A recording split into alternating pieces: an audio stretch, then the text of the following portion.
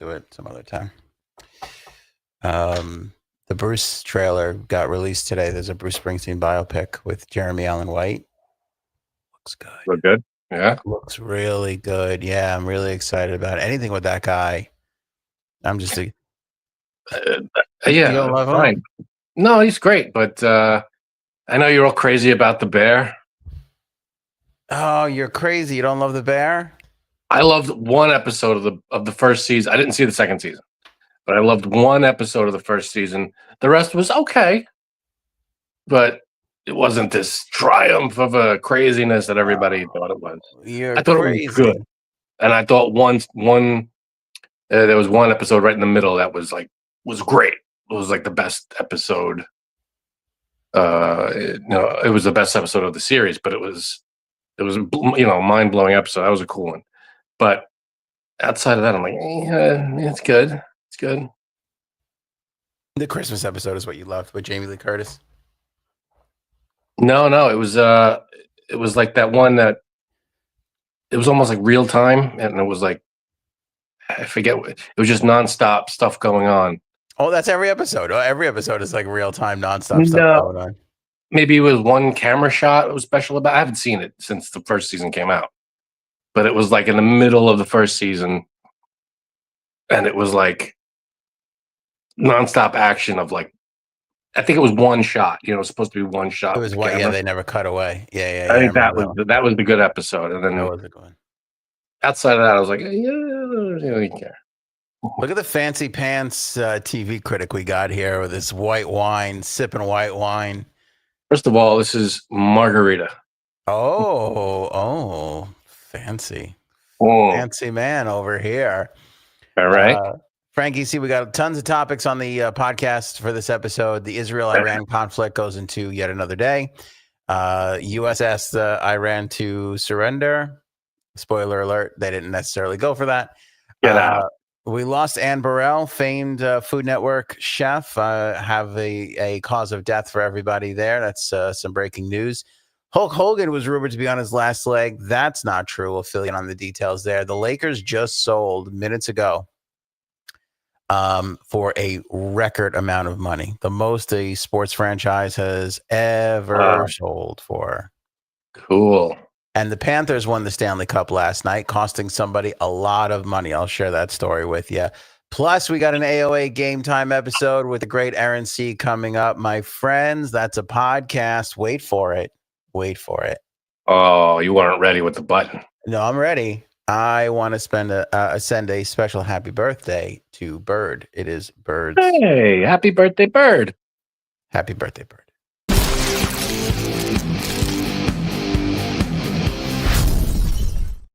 You weren't ready with the button.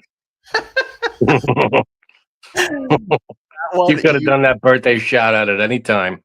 I thought before the thing it would be more special.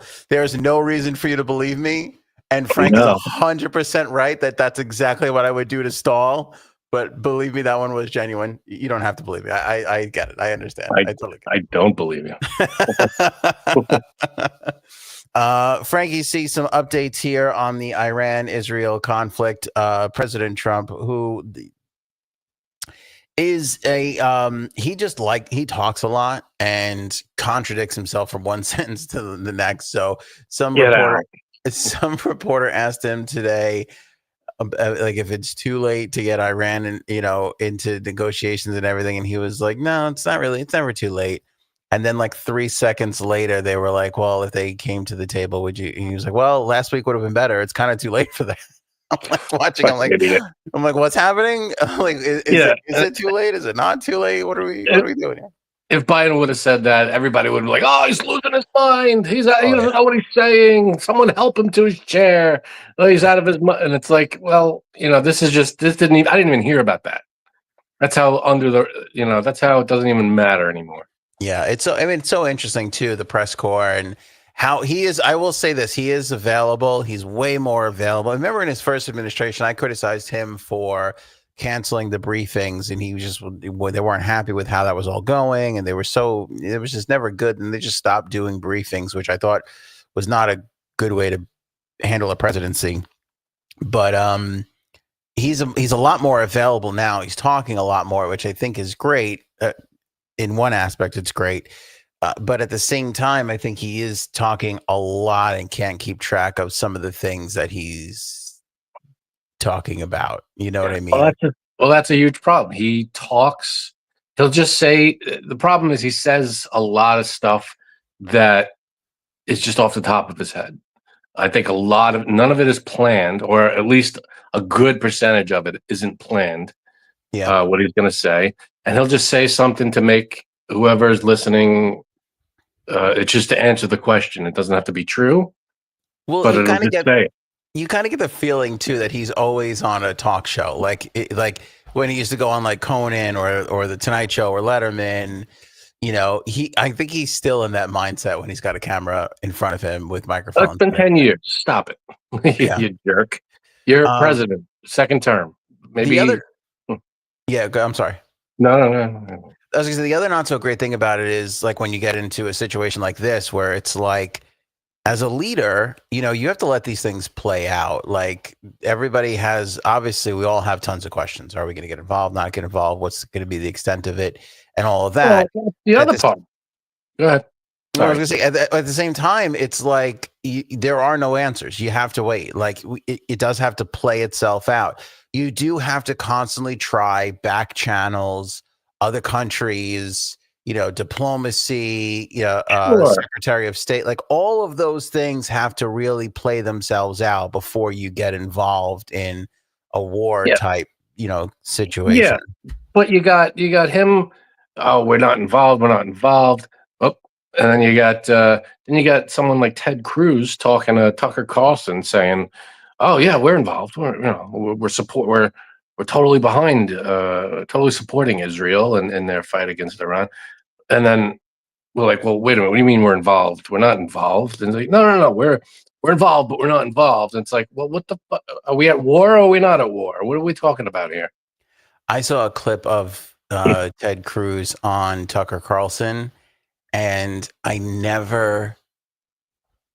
usually you could pick a side, right? Well, I mean, I hated the both of them, so I just hated two assholes talking to each other, and one asshole is being out assholed, and Tucker Carlson, who I hate, is talking to Ted Cruz, who I also hate, and they're like, and he's but you're on, in this instance, you're like, holy shit, Tucker Carlson is really ripping apart Ted Cruz.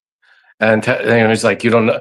There's a couple of clips where he's just making Ted Cruz look like a giant jackass. And again, Tucker Carlson is a huge asshole. And everything he does and stands for, I can't stand. But this was a nice takedown of a different. This was two assholes talking to each other, and it was fun to watch Ted Cruz crumble under that scrutiny. I knew it. I'm surrounded by assholes. Yeah, that's what it was. The clip I saw, Tucker asked him what the makeup was of the population. Oh yeah, how many people? It started with the population. Yeah, that's right. Sorry, how many people? Like, I don't know. Yeah, it's like, you don't know the population of the country you're about to you want to overthrow, you want to topple. Yeah. There's no. I don't. Which part of me feels like it's like 90 million. Oh, okay. And that's the thing. A part of me feels like, well, does he need to know every last little detail? It's kind of not really even that significant. And then at the same time, I'm kind of like, he's in the government. He should probably know and be. If you're going on to talk about Iran, you should probably be pretty prepared. So it's like, I hate it. And then just the way Tucker just laughs at himself because he knows he's got this idiot dead to rights on a question. It's like, how could you set him up like that? But at the same time, if you're too stupid to know what you're talking about, you should be slammed. So I was so conflicted watching. Like, I'm like, I hate both of these guys. They're both everything. Gigantic assholes. But it's good rough.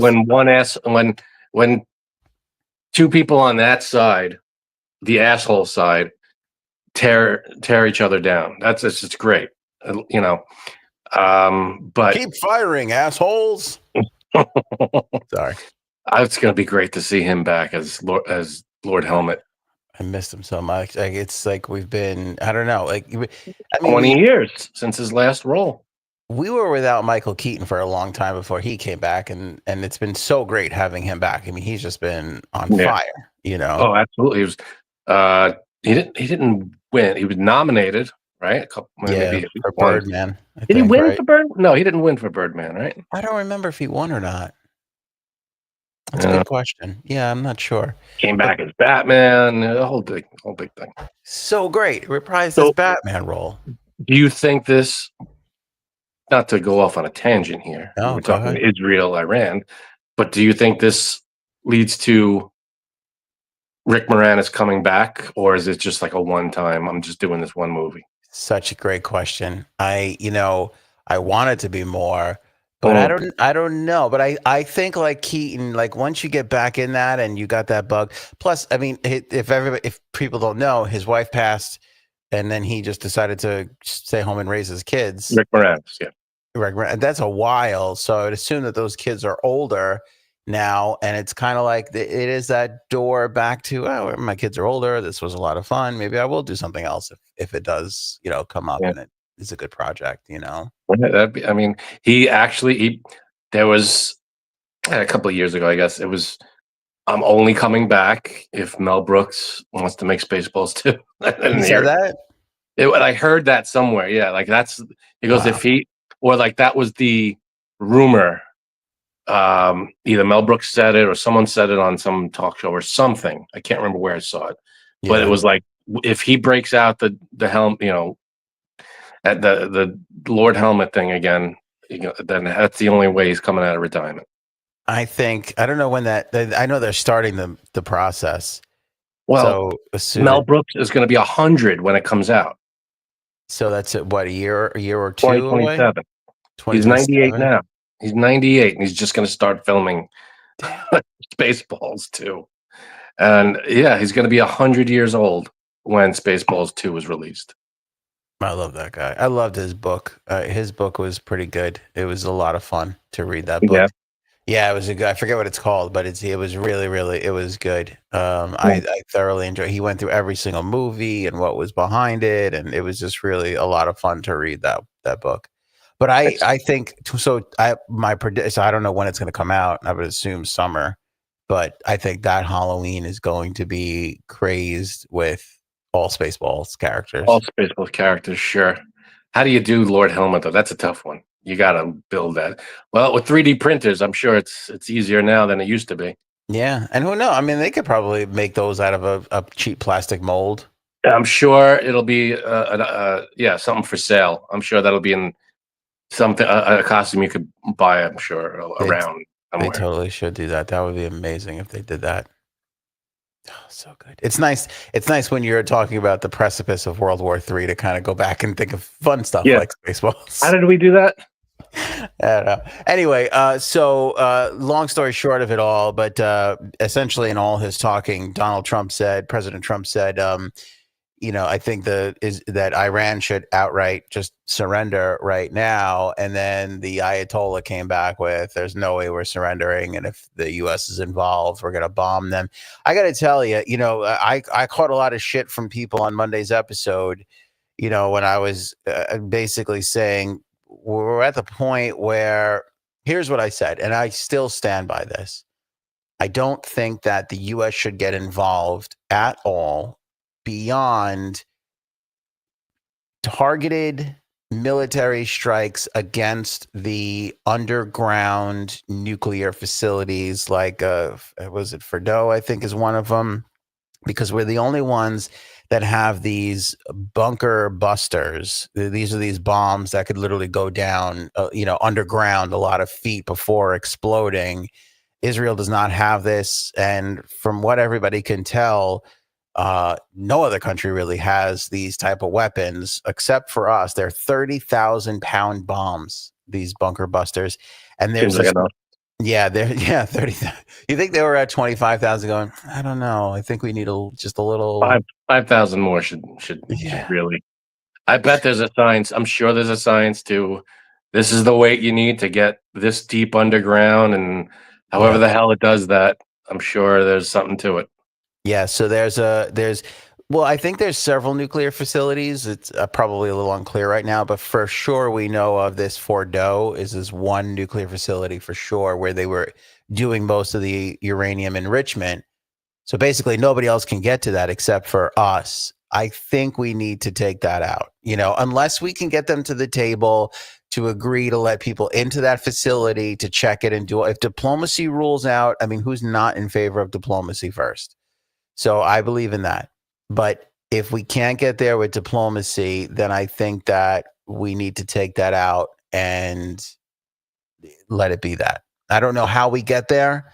Yeah. I don't think it's an easy thing to do. Just like, hey, we're just going to do one strike and call it a day here, because it's this weird game of chicken now where who's going to move first, who's going to give up, who's going to acquiesce. They got to both talk. The Ayatollah is certainly talking tough, and I don't think he could back up any of this. I don't think they have capabilities of hitting mainland USA, but they certainly can do some damage to our military assets across the Middle East, which it seems like something that they've been more than willing to threaten to do. So I don't quite know where that leaves us, but that's where I stand on all this, and I still stand there too. Those guys cannot have weapons. It's very clear. Yeah. Well, if only there was an agreement in place. Wait.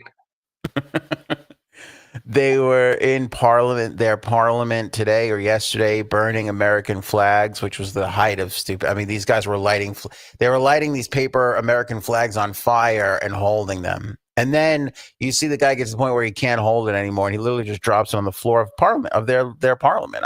I'd never seen that level of stupidity, in there. And look at Fly NY says, sorry, I disagree, and it could lead to nuclear war. I agree. I don't disagree with Fly NY there.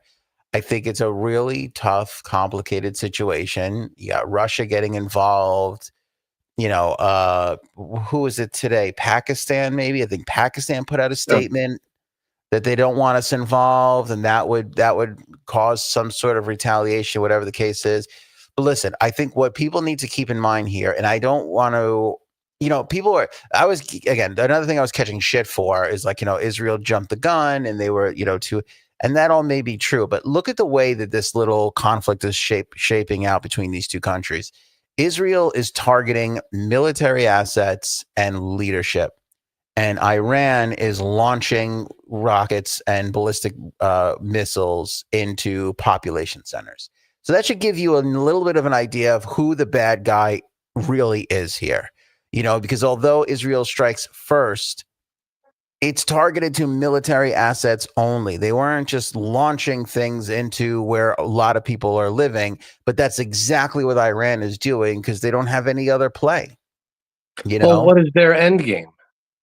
They want to destroy, and they've said this. I listen. I did a lot of. I did a huge deep dive on this. They call Israel Little Satan. They call us Big Satan. Like they have a problem with Israel, but they have a problem with us. And what's so interesting is, and I went in and I did my research. Lots of polling and just data and just people being allowed to go into Iran and talk to people. The estimates are around anywhere from 70 to 80%. 70 to 80% of the Iranian population has a positive feeling towards the United States. Yeah, it's people when they get in charge, that's it. I'm sure I know it's not the population of Iran that's going towards the leadership that's going to that's approving strikes and whatever they're doing, all these bombings. It's not like the country themselves are like, yeah, let's go to war. I'm sure any population of most countries is like, the last thing we want to do is get involved in a war. In probably every country, if you ask the population, they're probably, no, I don't want to go to war. I just want to live my life. Right. But it's the leadership that sits there and goes, oh, we got to go this way. We got to do that. It's like, stop. Why? What are you doing? Just let them live. You live your life. They'll live theirs. And why do you got to? I'll never understand. I know there's just hatred and vile stuff in the world. And I just never, it's hard to imagine what drives people to start it. Whatever side starts it. It's like, well, why what would drive you to be like, we're gonna just bomb the shit out of you now? It's like, right. And they're if the it's ones self-defense, okay, but then what's driving the offense? You know what I mean? It's very, well, like, they were the ones where that does it start? they were the ones that funded Hamas to do the October 7th thing. Exactly. The funding came Exactly. directly So from them. yeah, It's not exactly. But um what starts that? I mean, why? It's just yeah. such a not unnecessary and just a waste. It's just terrible. It's why even? Yeah. Oh, it's just such a terrible. It's uh, shitty. Yeah, it is very shitty. Exactly. Paul says, isn't Israel bombing civilians in Gaza for years now? Yes. Yes. Israel's handling of Gaza has not been great. I don't think anybody can say that it has been fantastic. Again, I feel like everybody has to put themselves in, Israeli and Jewish people's shoes. We don't have another population of people that were, that somebody tried to run off the face of the planet. And that thing sticks. That kind of feeling sticks. So that is complicated. I will say Israel Palestine is far more complicated than Israel Iran. In Israel Iran, it's clearly defined that Iran was behind Hamas and all this stuff. Iran has no problem. They talk the same game that Hitler did about, that's the whole phrase, to the sea, because they want to wipe them out, right? And they're just overall, and it's just a few people, like Frank was saying, it's leadership. It's just a few people. So I think that if the people of that country grow a pair of balls and overthrow this prick, I think they'll be a far better off. I don't know if we're any closer to that happening than anything else. And I don't want to drag this into an Israel Palestine thing because we got a game coming up. I don't want to spend too much, I don't want to just fall into that rabbit hole because that's an endless amount of conversation. But what we're dealing with right now is Benjamin Netanyahu made a move. It's done. We can't take that back.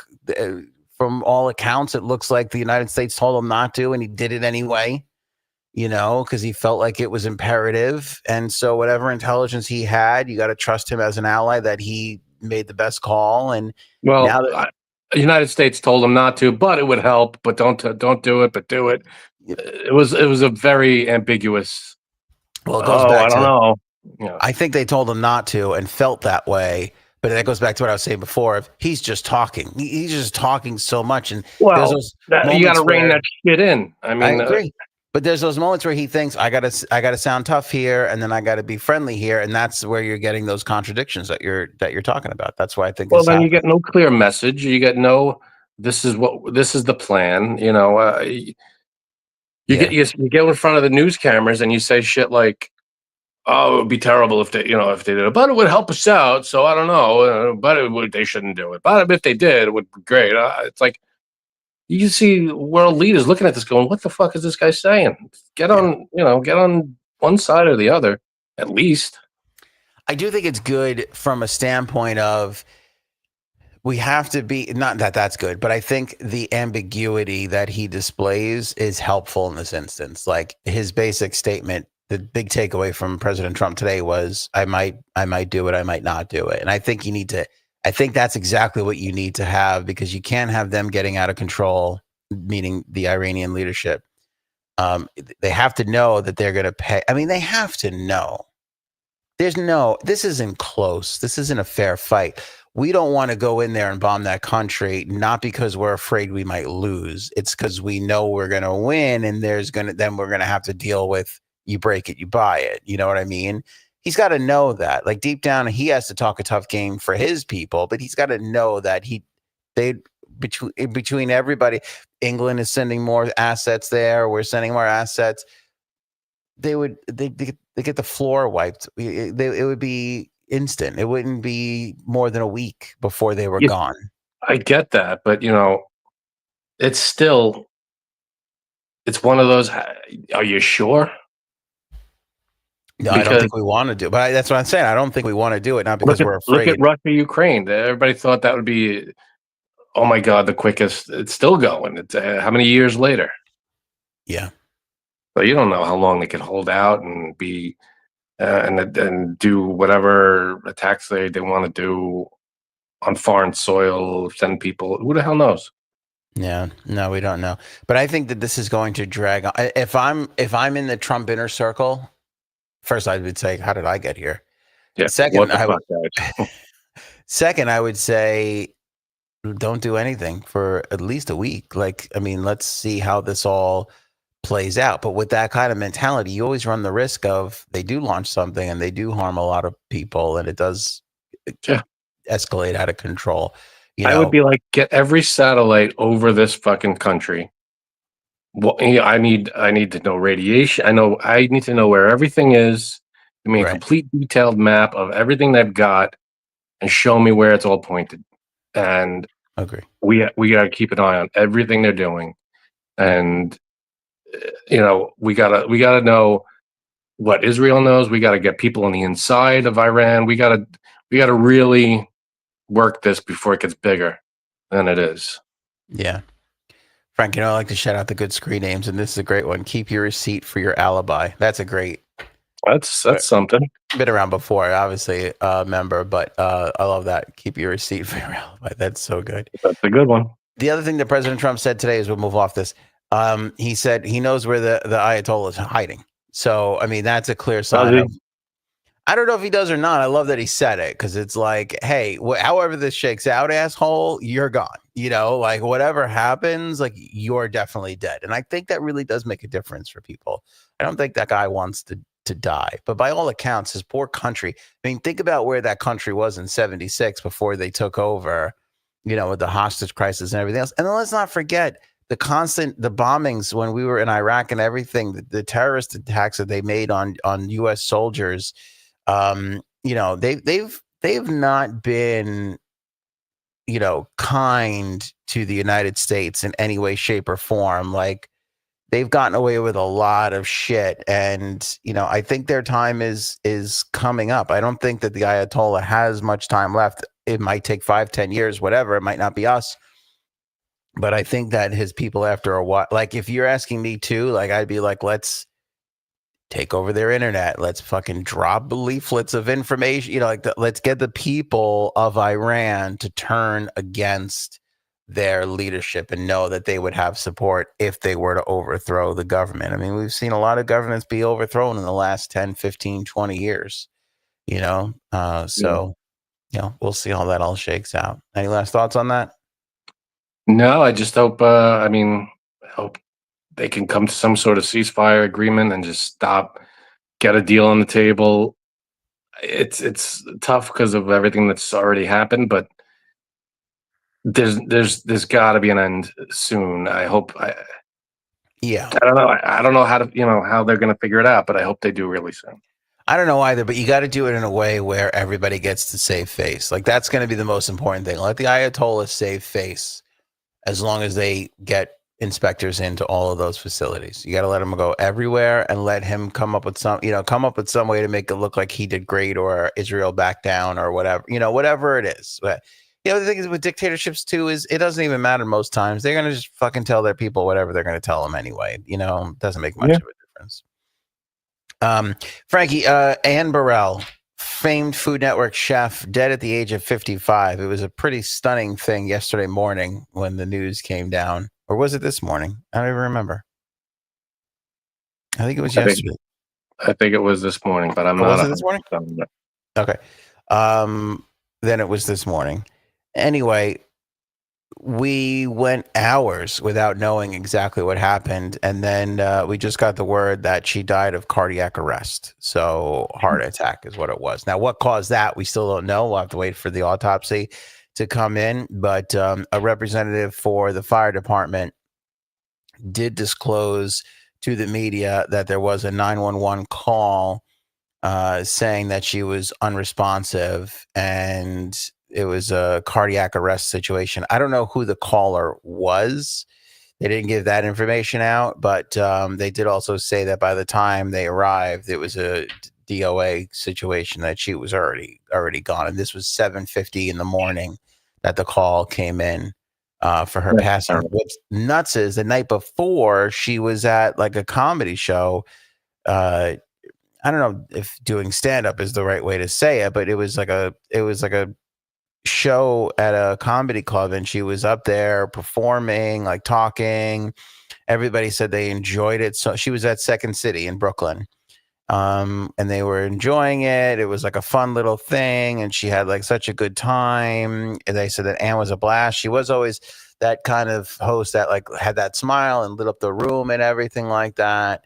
And 7:50 in the morning, dead, gone. So crazy. 55 years old. That's terrible. That's tragic. Yeah, I have a weird, like, everybody, there's always like a conspiracy theory here. Remember the Bob Saget stuff and all that. I feel like sometimes it's your fucking time and you have a heart attack and that's it. I don't know if we're going to discover drugs or any foul play here or anything weird out of this. I don't know. Yeah, sometimes you just don't get your health checked out. You don't get your arteries cleared out, and anytime just happens. Yeah. 55. She met the love of her life on Bumble in 2020. She got married in 2021, so she's only been married for 4 years. And gone. Sucks, right? That is terrible. 59. Go live your life. You don't have much time. Be happy, people. Be happy. Speaking of which, Bubba the Love Sponge. Oh God, here we go. Love saying that name. This fucking this story. I can't. We moved on and forgotten about Bubba the Love Sponge and Hulk Hogan and oh God, what now? For those who don't remember the famed Hulk Hogan sex tape, it was Hulk Hogan who was banging Bubba the Love Sponge's wife at the time. And that caused a big falling out between them two. I think they might have sued each other or I forget who sued who, but there was a whole big thing. They don't talk anymore. But he goes on his show this morning and he says that Hulk is in bad health. Show? Yeah, he does. Yeah, he does. I don't know if he's on the radio anymore. He might be on like a Florida station or something like that. I think he's on a Florida station. He was syndicated at one point. He was on Sirius XM on Howard's channel at one point. He'd risen pretty high with such a stupid fucking name. And but anyway, he's reduced down to, I don't know what I guess just one radio show now or whatever. But he went on the air this morning. He said Hulk's in the hospital and it doesn't look well. And I have sources and they say they're calling people and wishing them, come say your goodbyes and all that jazz. Meanwhile, a representative for Hulk told TMZ that it's neck and back issues that he's always had. It's standard stuff. And he's going to come out of the hospital and be doing just fine. All right. So we're going to have Hulk for a little while longer. Hulk, who, by the way, I think he just opened up a new restaurant across the street from Madison Square Garden. Did he really? Yeah, I think I was watching a video of that the other day. It's a new thing. He's like right across the street from the garden. I forget what it's called. Hulk Hogan's whatever. I don't know. Only certain people are allowed in? Because he's racist. Oh, Hulk Hogan's racist? Is he racist? Yeah, didn't you brought it up last time? Remember he went on that whole fucking rant? Oh, maybe. Yeah. Not good. He's from Florida, though. I mean, there's a lot of I think that's our. That's where you get the pass? No, fuck that. No, I'm just saying that's where the hotbed. I feel like that's where the hotbed of racism is down there in Florida. I think here's what happens in Florida. It's just nice weather all the time, and you think, let's just go drink by the pool, and then when you get 5 or 6 in you're like, yeah, that race over there is driving me crazy. No. I think that's what happens. That even I don't care how drunk you are. Oh, I agree. I'm not saying it's right. I'm just saying I think that's why there's such rampant racism down there. They got nothing better to do but drink by the pool, and then they're like, who I got a problem with, and it just goes from there. I think that's what happens. It's been such a disappointment. When we were kids, obviously Hulk Hogan was like the superstar of wrestling, and then he just went bang, just in the toilet. Yeah, the whole racism thing, all the this crap with the sex tape, and this. What it was? It's like I can't anymore with them. he has such a small dick. That's really where I lost a lot of respect for him. I was like, that's Hulk That it? Hogan's dick. Yeah. And the No, racism steroids will didn't. do that to you. Exactly. The racism Allegedly. didn't help, but that came much later after the small dick thing. You know, it was not that impressive. Here it is. All right, here's my guy. See, Brian the Cannon Bannon is a radio historian. Bubba is heard on 1570 WBZO. Oh, here on the island via the Florida Man Radio rebroadcast. That's right. He is on. Yeah, I think that's a whatchamacallit station. Maybe we shouldn't say. I wouldn't say. But you Okay. could say, I don't care. What the fuck do I care? Okay, it doesn't make a difference really. It doesn't mean anything to anybody. But yeah, that's right. He is on Wednesday. Thank you, Brian, the Cannon Bannon. You are a class act, sir. Preach. Yeah, so good for him. Yes, Hulk Hogan has a sports bar. Hulk Hogan's Scores Sports Bar. Awful name. What a the hell does that mean? Do we need scores in there? Well, Hulk Hogan's Sports Bar would have been just fine. Yeah, what the hell is Score? Unless you're a strip club, Scores doesn't make any sense. Yeah. I still look back at that time of Hulk Hogan and Macho Man. Oh, that was such a good time. Oh, it was great. The characters were just so great. Back in the day, in the 80s and early 90s, oh my God. Mm-hmm. Wrestling, that was, in my opinion, I mean, obviously, it's still super huge of an industry.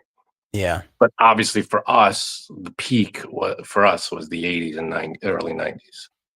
I feel like that was just when we were like so into it, and the characters were just Look at Brian's insane. Look at Brian's comment. I guess some radio hosts. Don't read it out loud. Okay. That's pretty funny. I don't get it. It took me a second too, but I'll explain it to you later. Yeah, I'm with you because it was the characters and everything. I agree. Heyday for sure.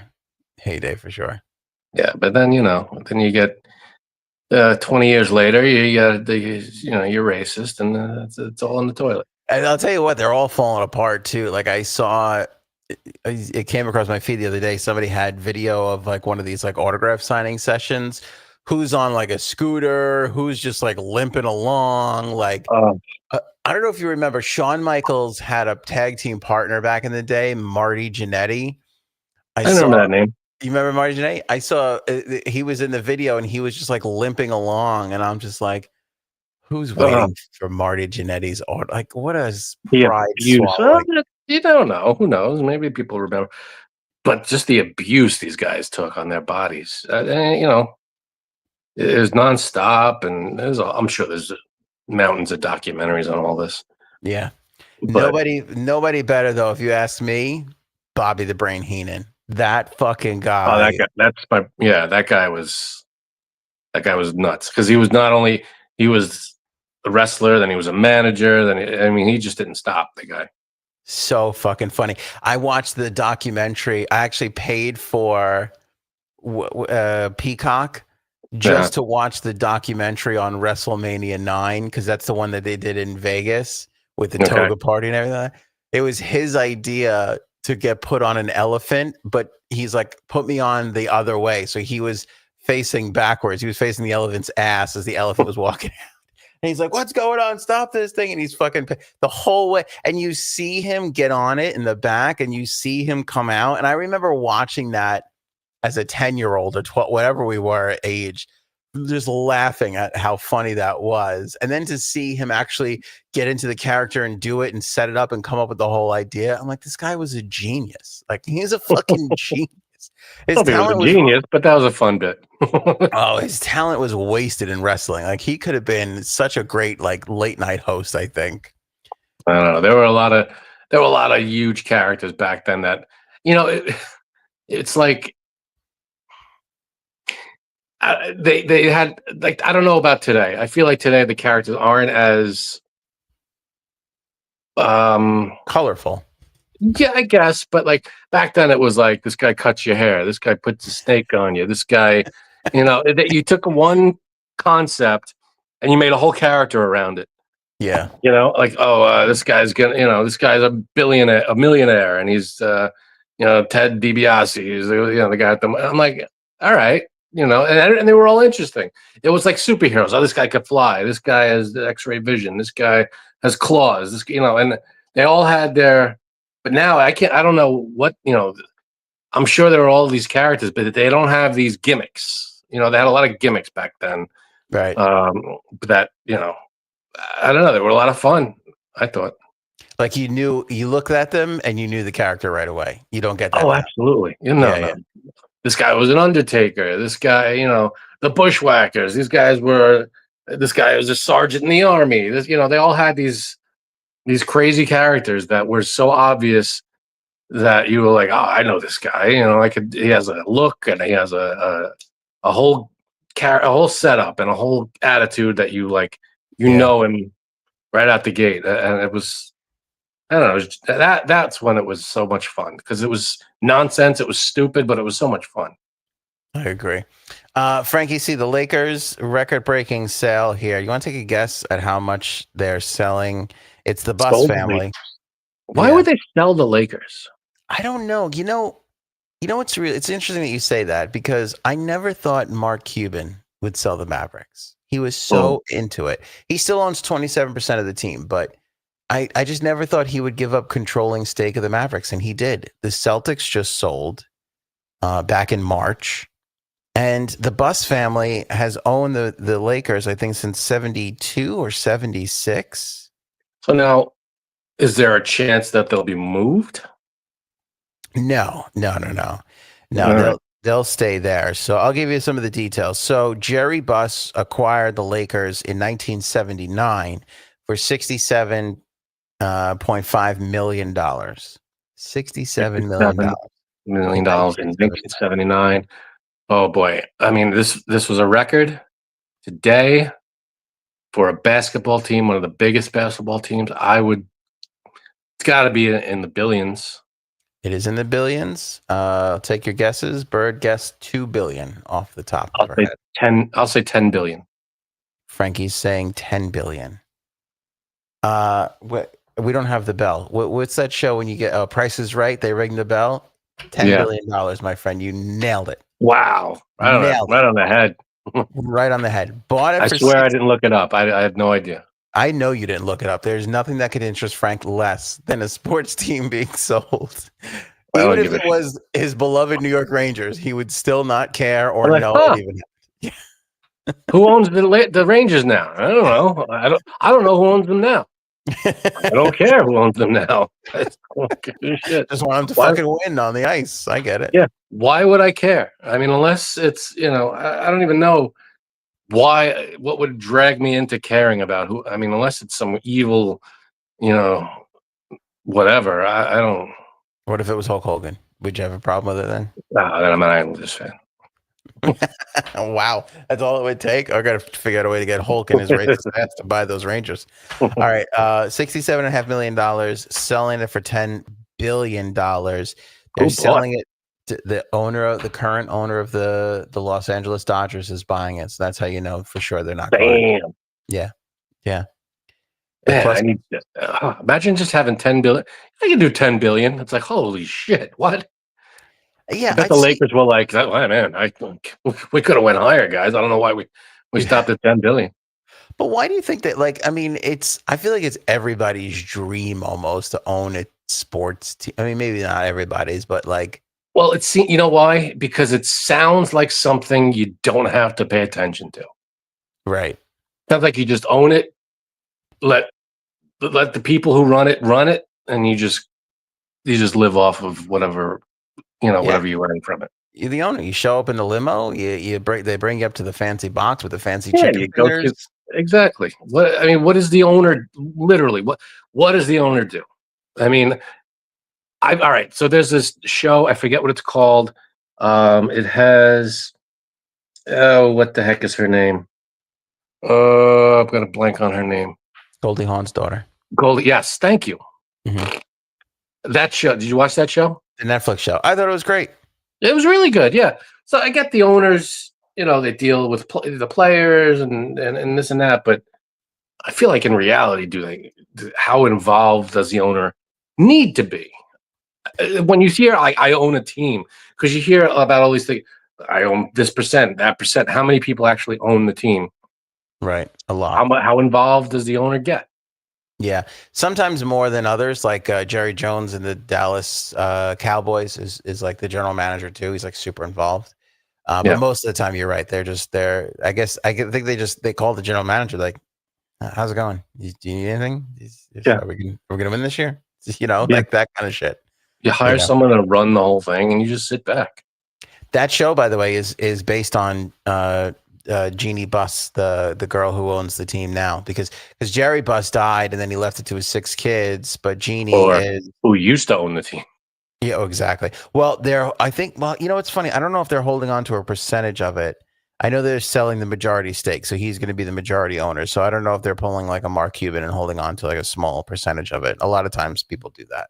That'd be weird because you're not only making $10 billion, but now like that should be included in what it was sold for, because it's not just $10 billion, it's $10 billion plus a stake in the team. That's huge. You're still part owner. If they are, yeah, I don't know 100% sure if they are, if they're selling or if that's all of it. But yeah, but Mark Cuban did that. Mark Cuban held on to 27% and still sold his for a few billion. The Celtics went for $6 billion. It's crazy. It's great. But the thing is, like, you own the Lakers. Like, that's your whole family's like life and identity. I get people, maybe that's not what they're cut out for, or it's so much money. But I kind of feel like there's no amount of money. Like, if you're doing exactly what you love, there's no amount of money. Like what are you going to do with $10 billion? You're never going to be able to. The same thing you're going to do with $1 billion. Whatever. Right. Right. Like the amount of wealth you've amassed just from being the owners currently, like, I don't understand selling. I just don't. I don't get it unless like your kids or whatever, or maybe it's just because there were so many. There were 6 kids, and they just thought, let's get rid of this before we fucking hate each other so much. Who knows? Also sports related, the Panthers, Frankie C, captured their 2nd Stanley Cup in 2 years. Huge news for them. South Florida's got another Stanley Cup championship. So congratulations to the Florida Panthers on beating the Edmonton Oilers yet again. What's super interesting about that's 2 in a row, right? 2 in a row, yeah. What's so interesting about this was I've been following this kid. This kid's name is Drew Hirschman. He's 24 years old. He placed a $13 bet on DraftKings, basically a parlay for all the championships in all the leagues. So he picked the Dodgers to win the World Series, and they did. He picked the Liberty to win the WNBA championship, and they did. The Eagles to win the Super Bowl, they did. The Thunder he has to win the NBA championship, and he chose the Edmonton Oilers to win the Stanley Cup. So his $13 wager prior to the Stanley Cup starting, it would have paid out $270,000. He could have cashed out before the series started for like, I think it was like 150 grand or 200 grand or something like that. Could have cashed out. And he decided to stick with it. And he could have cashed out at any moment. So before Game 6, it obviously dwindles down. But he obviously wanted to ride it out. I mean, and he did. He thought that Edmonton was going to pull it out. And then I think it was somewhere around the 2nd or 3rd period, and he finally cashed out. He cashed out for $39,000. Not horrible off of a $13 bet. Still pretty good. However, what you could have had, but still, 39 grand, that's not a bad payday. Not at all. No, not at all. I'm really thinking about doing one of these crazy parlay bets because it's like, you could do them, but the odds, you have to hit every one. That's ridiculous. I mean, why do you think we're hearing about this one? Because it's rare. Super rare. Yeah, it's super rare. Yeah. I wonder what the odds are of calling, because you have to call it, like you said.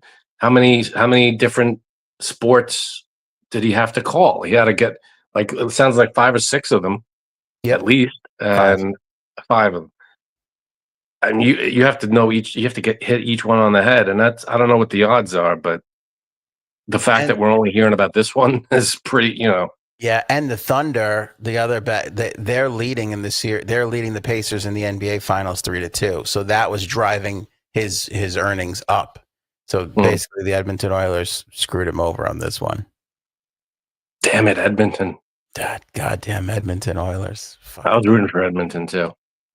Were you really? Yeah, me too. Yeah, I wanted him to win. I don't like this. With the Stanley Cup. I don't know why, but I don't like to see back to back. I like when a different team wins every year. You know. Yeah. I don't know why. It's the weird. I just wanted a different team to take it home. Yeah, me too. Because now, and the other thing too, the only thing I have to hold on to as an Islanders fan is our 4 cups in a row. And now that back in the 80s, back in the 80s, that's all we have to hold on to. Okay. And now that we have a two in a row, everybody's going to be talking about 3 in a row. And if they win 3 in a row, that's all we're going to hear about Dynasty. All right. Just devalues us. All right, Aaron is here for a game. I was going to talk about my thing today, but I don't know if we really have time for it. Up to you, man. So I went for. Are you here for my asshole pictures, Aaron? Is that why you've arrived early? I'll be back later. Smart move. I don't have the paper. I was going to show everybody my asshole, but I don't have the. I went for a colonoscopy today, and first of all, I was really. Let me give you a little bit of background. This is why I fucking hate insurance companies. I wish Jay Sabs was here because she fucking hates insurance companies too. I get a phone call. Now, this has been, I've been having just issues and vomit. There was a 3-week period. I couldn't keep food down. So they give me some medication. I had a bad reaction. I think we've talked about all this. I had a bad reaction, all that stuff. I get a good medication. Okay. We're squared away. Starting to feel a little better. They go, just eat steamed chicken and bland eggs. So I'm eating just bullshit food for the last week and a half, just to not feel sick. Taking this medication, it's helping. It's not, I feel like it's masking the problem. It's not fixing the problem. You know what I mean? Because it's like I don't have the pain, but I still have some of the other issues that are going on with whatever I'm eating, not being able to keep it down. So, okay, they go, I had to go for an ultrasound, which I did. And then they're like, colonoscopy, endoscopy, we'll get in there. We'll find out what's going on. Colonoscopy was really more just like a sort of a backup thing, and plus I'm over 40. So it's like, have you been for a colonoscopy yet? I have. Oh, you have? Okay. I was going to say, you need to go if you haven't. Yeah. So, and I see Rhonda's already guessing about, everybody can guess. It could literally be like 80 things. It's not, they don't believe it's cancerous, which is great. I was thinking celiac as well. Before Rhonda said it, I was thinking in my head, what if it's a gluten thing? And you're just, it's just the reaction you're getting to that. Have they checked your allergies and all that stuff, your food allergies? They've done a bunch of blood tests, but they were like the endoscopy is the next thing. Like we have to go in there and see what's going on, because if there's like a hernia or if there's a cyst of some kind or something happening, whatever it is, like they need to just go in there and see it. Right. So I get a phone call from the doctor late yesterday at about 3:30 or so. And the phone call is, your insurance company and is denying the endoscopy. And I go, what? And now I'm immediately thinking, what paper clerical? Because this has happened before. Like this, Cuddles has gone through a bunch of things. She's got like a foot problem and all this stuff. So we've had this before where they're like, shit, they don't cover this, and then you got to call and talk to the right person. And it turns out the 95-digit code was off by like a digit, and then they go, okay, all right, everything is fine. That's really, so I'm thinking it's that right away. So the doctor says to me, the nurse says to me, they want you to be, the medication that we put you on, they want you to be on it for 4 weeks. I've been on it for 3. Okay. So I go, okay. I go, well, and I explained to her, I go, well, Paul's funny, Luigi, their ass aunt. That's what? Oh no, God! I'll get to that in a second. I'll get to that. I thought Mario Brothers was like Luigi. No, not Mario Brothers. So I go, okay. I go, well, they want you to be on it for 4 weeks, not 3. I go, well, all right, just for reference, I'm not in dire pain, because it was painful. Like, imagine just eating something and it just immediately, I mean, it was painful, it was uncomfortable. I go, I still have discomfort and still some issues. I go, but I'm not in pain. I go, but I noticed that when like, for instance, like I said, I was eating steamed chicken constantly. And you get it from like the Chinese takeout places. And usually, like when I eat healthy, like I've been eating healthy, I'll go like steamed chicken and broccoli, give me the sauce on the side. I put a little bit of sauce, just, I wasn't even asking for sauce at this point. But like after like a week or so, I'm like, give me a little sauce on the side. And I was going back and dipping again. And as soon as I started doing that, I started having the issues again. So I'm like, all right, clearly whatever. It sounds like a food allergy, some kind of food problem. Could be. I don't know. It could be. So I'm explaining this to the nurse. I'm like, it's definitely helped, but I'm like, it's not healing or fixing. It's putting a Band-Aid on it. Right. So she goes, well, they denied it. And, the doctor was on the phone with them and everything. And, that's kind of where we're at. So I go, okay. I go, oh, look at this. See, I start talking about healthcare and J-Sabs shows up. Is that you, J-Sabs? Did you start talking about your asshole yet or not? Yeah, I did. I'm in the beginning. Right at the beginning of it. Yay. I'm shitting on the insurance company. You'll appreciate this. So I say to the nurse, I go, all right, give me I'm going to call the insurance company and see if I can get to the bottom of this. Call the insurance company, speak to the first guy, explain the whole situation. They're giving me this medication. It's helping. It's not fixing. The doctor says you need an endoscopy. They need to go in there and see what's going on. Go into my stomach and look. Okay, let me transfer you to the right person who can handle these things. I go, can that person overturn this decision? No. I go, then I don't want to talk to them. I want to talk to the person. Yeah, then what's the point? You have to go up to the person that can give you a yes. Exactly. So he tells me, I literally do not have any other solution for you from the chair that I'm sitting in. He goes, all I can do is send you to this person, and then they can walk you through the steps for, how to handle it. I like Neil's response here too. Maybe RFK is poisoning me. I'm going to look into that. So I speak to this person. Her name was Alexis. She was very kind. I said, Alexis, here's all the situation. I run through the whole thing again with her. Don't you love telling the same story 95 fucking times to people? Oh, it's wonderful. So she tells me, okay, well, we can have a conference to discuss with the doctor. I said, well, it's about 4:00 now. I'm sure the doctor's going to leave soon. How fast can we have this done? Well, it's a little complicated than that because we, as your insurance company, don't make these calls. We contract that out to another company, and that's their entire job is to make these calls. So I go, okay, let me see if I have this right. I'm uncomfortable and in pain. My doctor, who went to medical school, she decided that an endoscopy is the way to find out what's going on. Now, some dick pushing papers in some office, God knows where, he decides that we need another week of this medication, which after 3 out of 4 weeks, I think is long enough to tell that it's not fixing the problem. So she goes, yeah, I understand. She goes, but we subcontract that out, so they're the ones to make the call. Wait, the insurance company said you need to do medication? Yeah. Yes. Can I? Oh my God, I'm sorry. Yeah, go ahead. You can. Can I interrupt because I do know about this part. Unless you want to explain it, Anthony. I don't know because so you could. Let me finish where we landed, and then you could jump in. So I go. So I'm fed up, and I go, okay, great. I go, you know what? Get him on the phone.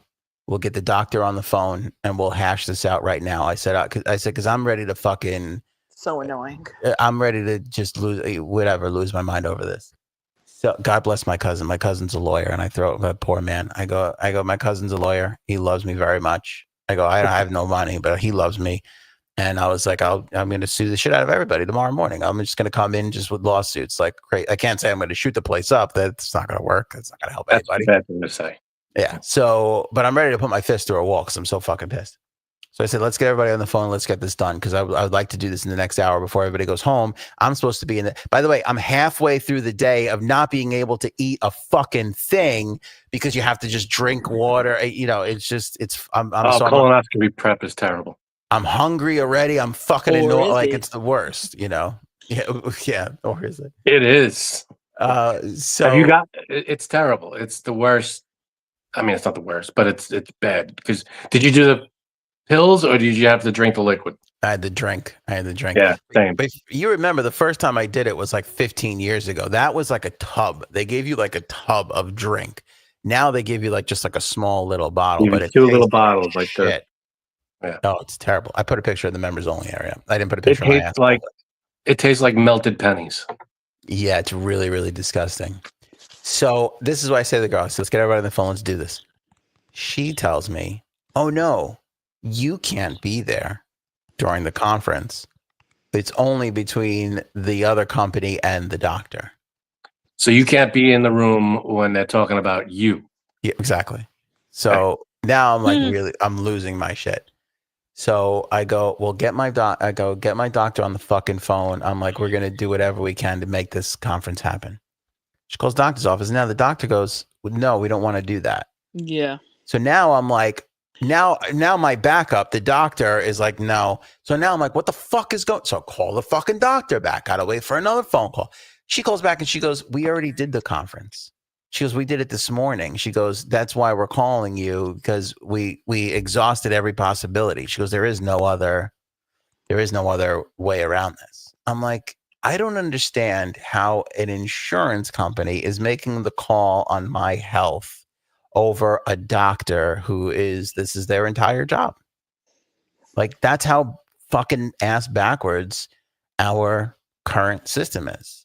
This is why I lose my mind when people go, oh, you don't want to be like Canada where you got to wait 4 weeks. I'm like, well, this is worse. This is fucking worse than Canada. And every time I hear about Canada, nobody has a complaint. I've never heard a complaint about the Canadian healthcare. I mean, it's or Europe. It's crazy. Some fucking paper pusher.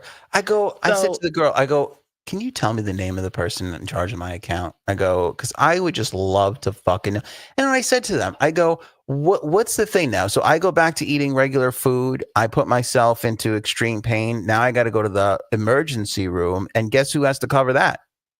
You guys. So this is all really preventative. It's probably. So did you ask what qualifies this guy, whoever this is, this insurance person, to tell me what treatment I need? Can I tell you what they are? Yeah. Technically, they're doctors that are paid from the insurance company to keep their costs down. That's to tell that is their their job. I did not know that. But they don't know your medical history. Well, they give them what they probably have a chart. They give them probably your have chart, your info, but they don't know. They didn't see you. They didn't. No. Doesn't matter. It's their literal job to keep their costs down because after I lost Diana, I was considered high risk. And when you're high risk, you get more sonograms. So when I was pregnant with my second one, I wonder if Anthony knows her name. I had to get Rihanna. Oh God, I had to get more sonograms, and I got letters from the insurance company saying they were denied.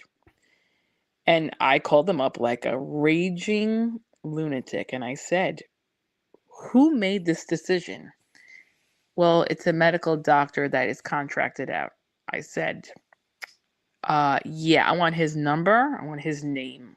I want all his information. Turns out they gave it to you? No, but the thing is, so what happens is, because this happens all the time. Your doctor my doctor he had a 19-page letter that he had to send to this insurance company. Holy shit. With all my medical history, with everything that happened to me. But the thing is, that is their literal job. But what you're saying is new, because I didn't hear the first part, but I'm pretty sure. So your doctor recommended that you get an endoscopy or a colonoscopy, and then they called you and told you it was not approved. Is that what you said? Yeah, they were like, because it had been basically 5 years since I went for a colonoscopy. So they were like, let's do the colonoscopy at the same time. But the endoscopy is what I really need. Like the colonoscopy wasn't going to tell us what's wrong with your stomach. That just tells you what's wrong with if there's an issue in your intestines, right? Which was ruled out today. So it's like the only thing I really did need going into it was the endoscopy, so they could go in there and they could see and find out what's going on, so that they could start to rule out other stuff before they do get to celiac or whatever the fuck this issue is. All of a sudden, that I'm pretty sure that's more expensive than a colonoscopy, if I remember correctly. So the thing is, but they're knocking me out. I'm taking up a time for it's a 2-for-1 deal, but do it all in one shot. Yeah, but anything that they can to try not. So giving you medication is way cheaper than giving you this procedure. So but it's weird. Why the procedure takes 45 minutes. Why is it so expensive? Ask healthcare. Well, and the other thing too is but the procedure will lead to finding out what the root of the issue is. Doesn't matter. They don't care. The medication doesn't do that. They don't care. I know, it's unbelievable. It's so short-sighted because like I said to the person, I go, if I wind up in the emergency, I said to the doctor too. I said to both of them, the insurance person and the doctor, I go, if I'm in pain again, I have to go to the emergency room, correct? They go immediately go to the emergency room up here. And I'm like, I'm like, the insurance companies, I said to the insurance lady, I go, you guys are going to pay for that. I'm not paying for that. You guys are paying for that. Wouldn't it be advantageous to just not just to go, oh, okay, he's just to done fix the problem? Yeah, I understand if I was on the medication for a day or two or even a week. It's been 3 weeks and no change other than the pain is less. So it's like, but it's clearly not fixing it. So, and then I'm like, I go, I'm out of the supply in another week anyway. I go, what's the thing? What's your fucking solution? You going to give me another month? I'm going to stay on this for the rest of my fucking life? Did you ask what's their reasoning? Why isn't this covered? What's there should be the drop dead answer I got all the time. Yeah. No matter what I said, it all came back to when they prescribe a medicine like this, you have to have it for 4 weeks before they decide to go in another direction. But what my doctor had said to me is, we'll get you on this to just get you through the next couple of weeks until we can get you in. Because I wasn't supposed to go. They were 2, 3, 4 weeks out from booking these colonoscopy endoscopies. I got an appointment in a week and a half because I was in, they could see the pain that I was in, and so. And they agreed, but just looking at everything that I had gone through and the fact that I had a bad reaction to the first round of medication, they were like, we need to just get to the heart of this quicker than is necessary. Because the one day I went to the doctor, I didn't even have an appointment at any of the I went to go see 3 doctors in one day. They all just took me because they were like, I was just like, just give me help. I need help. You have to find, there's a person usually at wherever your doctor is that handles all the billing and all the insurance and all that. Doesn't matter. No, I know. But what you do is you get in touch with that person. That person gets in touch with your insurance company, and they kind of battle it for you a little bit on their end. So get in touch with. I mean, that's what happened with my colonoscopy. The woman at the place at the doctor's office who handles all the payments. She sits in her own office. She does nothing but payments and insurance and that shit. Yeah. So, well, that's who I was with. That's who I was with, and that's why she said. That's why because when I heard that they didn't want to do the conference, I called her back and I was like, "What is your fucking problem? And she's like, "We already did it. We already exhausted every avenue." And then what else she told me? She goes, "Because you were denied, the insurance company wants us to wait anywhere from 60 to 90 days. I go to try to do it again. Yeah, I know. I go, well, that's not happening. I'm like, because I'm like that. She's like, we can try and submit it. And there's been times where we've been able to get through. I'm like, there's no penalty. There's not a fucking video game where you get penalized for taking a shot early or something like that. I'm like, I'll wait the next week for you guys, but I want a fucking appointment in 2 weeks. I want an appointment as soon as we're done and they establish I've done you said I had to go 4 weeks. It's been 4. There is no issue. There's still no solution. I want to go I want the fucking test, That's it. And you got to go. That's why I locked him into the story. I'm like, if you're telling me if I have not improved after 4 weeks, you'll okay this thing. And she goes, the insurance girl goes, yeah, you can, you could obviously, they just want you to do the 4 weeks. I'm like, if that's the fucking criteria, then I'll fucking talk to you next week, because what else am I going to do? Be on this medication for the rest of my fucking life? It doesn't make sense to me. Is it Cialis? Insurance coverage. I know it's a bitch, but look through it and see what criteria you have to meet in order for this to be covered. Well, that's what they. Is it laid out? You talk to your HR or whoever runs. Well, that's what they said. Well, it's the insurance company, or it's the company they contracted out to, said it has to be 4 weeks on this medication. But here's the interesting doctor. The fake doctor, which I didn't know it was a doctor, J Subs. I appreciate you telling me that, because I thought it was just some fucking paper pusher that's like, this doesn't qualify. Like looking at a chart going, oh, nope, here's a reason to deny this. And then, Right. But here's the thing. If you notice, it's like a Ponzi scheme. You can't talk to anybody. Everybody pushes you off to somebody else, to some other department, to some contact. There's one person at your insurance company that goes approved or denied. That's the person you got to talk to. The person who has the power to go click, you're approved, all covered. But that's what they've done. They've contracted that out to somebody else, and then they just go, it's the other. And then I said, then talk to that company. I said, I'm going to give me the number. And they go, sure. They gave me the number, and I was going to call, and they're like, it's going to be a conference. And that's when the nurse was like, we already did it. They're not going to do anything else. We already did it. And at that point, it was like 5 o'clock, 6 o'clock. And I was like, all right, there's nothing I can do here now. I can't fucking do anything. Well, we'll talk, you call them up, the second company, whoever they are, you lay out everything. You say, listen, this is what's going on, and I need it covered, or I need this procedure. I don't know what's stopping it from being covered, but it should be covered.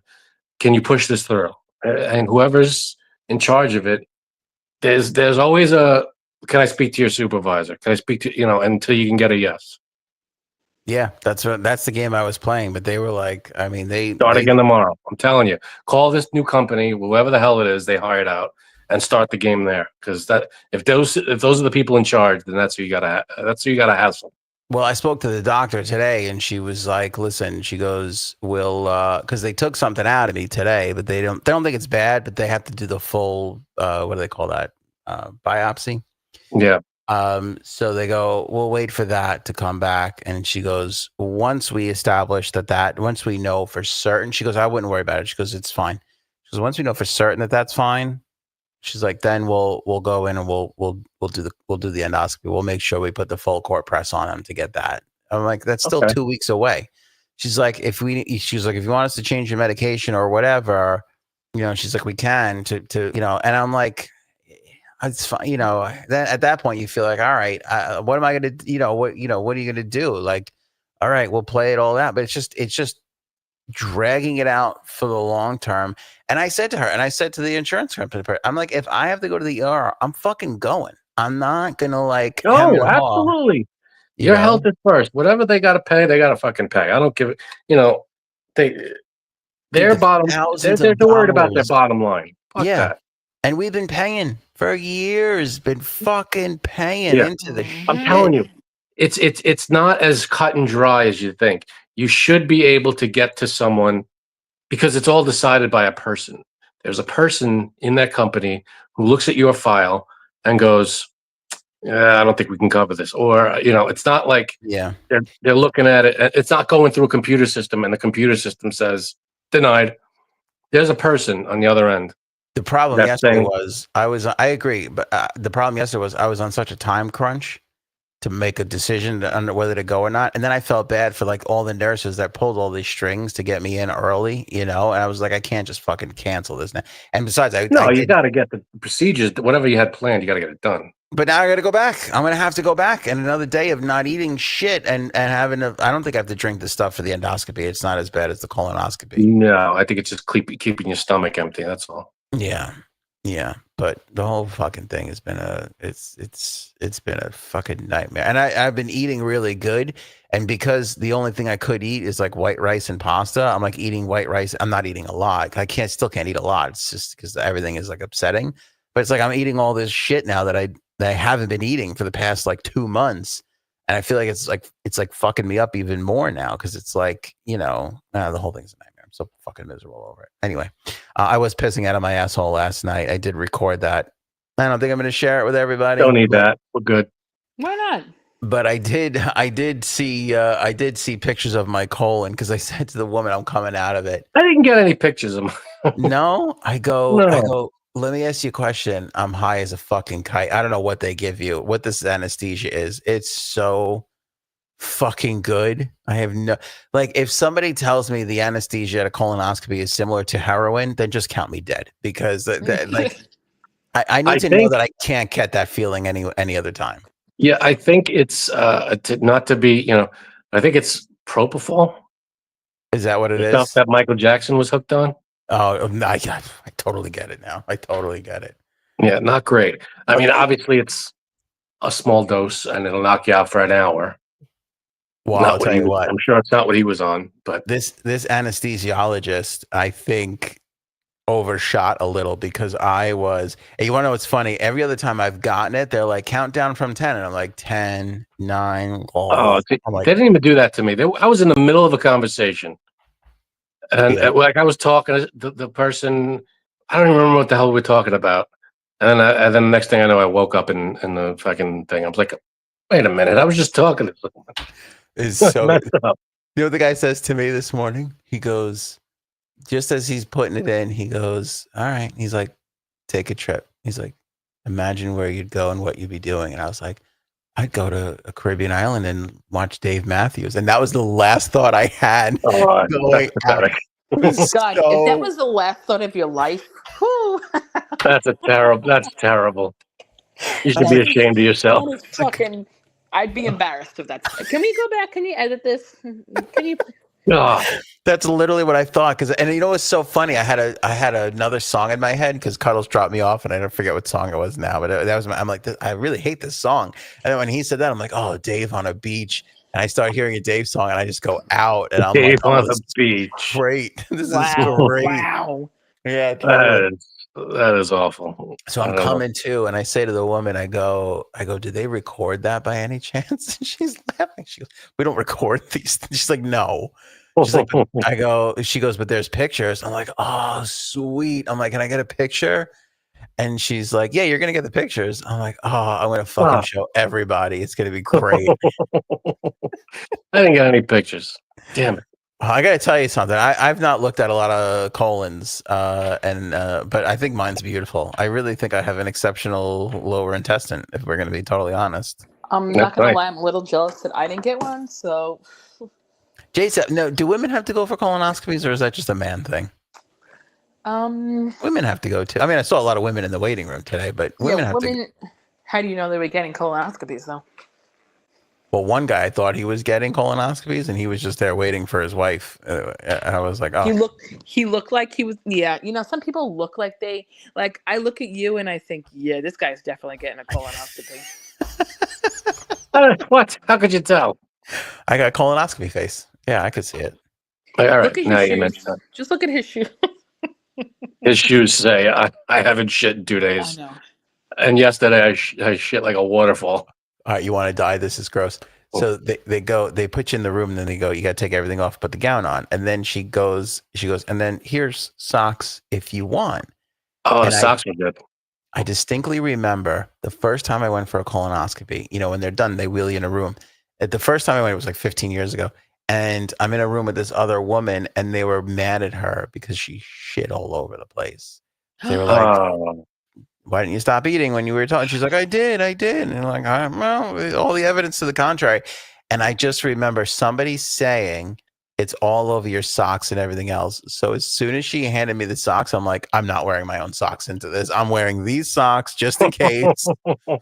Because that's the thing with that stuff. Like, even when I was changing, I'm like, do I have anything more in me? I feel like I'm like, this is impossible. I haven't etten. I've stopped drinking at midnight. You know, it's a risky. You know what's worse about this one? It used to be I drink the whole tub, which was gross and a pain in the ass, but it was the day before. It was like you start at whatever. This time they told me they gave me two little bottles, and I drank the one at 6, and I had to get up at 3:00 in the morning to drink the other one. Oh, that's dumb. I didn't have to do that. Did you just do your 2 bottles right in a row? No, I had to space them out, but it was it was at night, and then I woke up at it was like 7 or 8 in the morning because my appointment was in the morning. I had to do it like 7 in the morning. Mine was at 10, and they were like, "You got to get up at 3 in the morning." And then they were like, "Oh, I'm sorry, mine was at 12.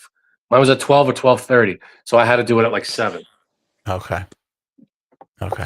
So I guess you got to do it 5 or 6 hours before the procedure. Because they told me they're like, "You need to drink this at 3," but the instructions were like, "Do not put anything in your mouth after 4." And that was tough too, because you get up in the morning. Like I told you before, I drink so much water. I was just sitting there like the whole day. Like, I just had dry mouth in the morning. I'm like, this is fucking terrible. Oh, right after when we got home, I got a huge Italian hero. I was like, "Oh, I'm so fucking hungry. I gotta eat something." We got She gave me water and Famous Amos cookies, and I go, "Let me ask you a question. How did Famous Amos get this contract?" And she goes, "Well, we have Oreos too." She's like, "But we're all out of Oreos." I'm like, "Fuck." I'm like, "I missed Oreo day." Well, you don't understand. I've been eating healthy for 3 months. This is my chance. Those Famous Amos are good, but like after like 4 of them, the little ones too. They're like the little tiny ones. Oh yeah, a little bit. I was like, "Oh, these are terrible." I'm like, "This is really shit." I've never met a cookie I didn't like. Though they're good. But J-Sebs, you're over 40. Sorry to break that news to everybody. Did you have not gone for a colonoscopy yet? I think you have to go. No, I'm sorry. The recommended age is 45. That sounds right. And I never have any stomach issues. So if you have stomach issues, it's sooner. Yeah, well, if you can get your insurance company to. Yeah, stomach issues or family history of it. Family history, yeah. Then you got to go. Or colonoscopy face. Even family history, some insurance companies will say no. Yes, So Cuddles is out yesterday while I'm going through all of this. So I'm texting her and telling her everything.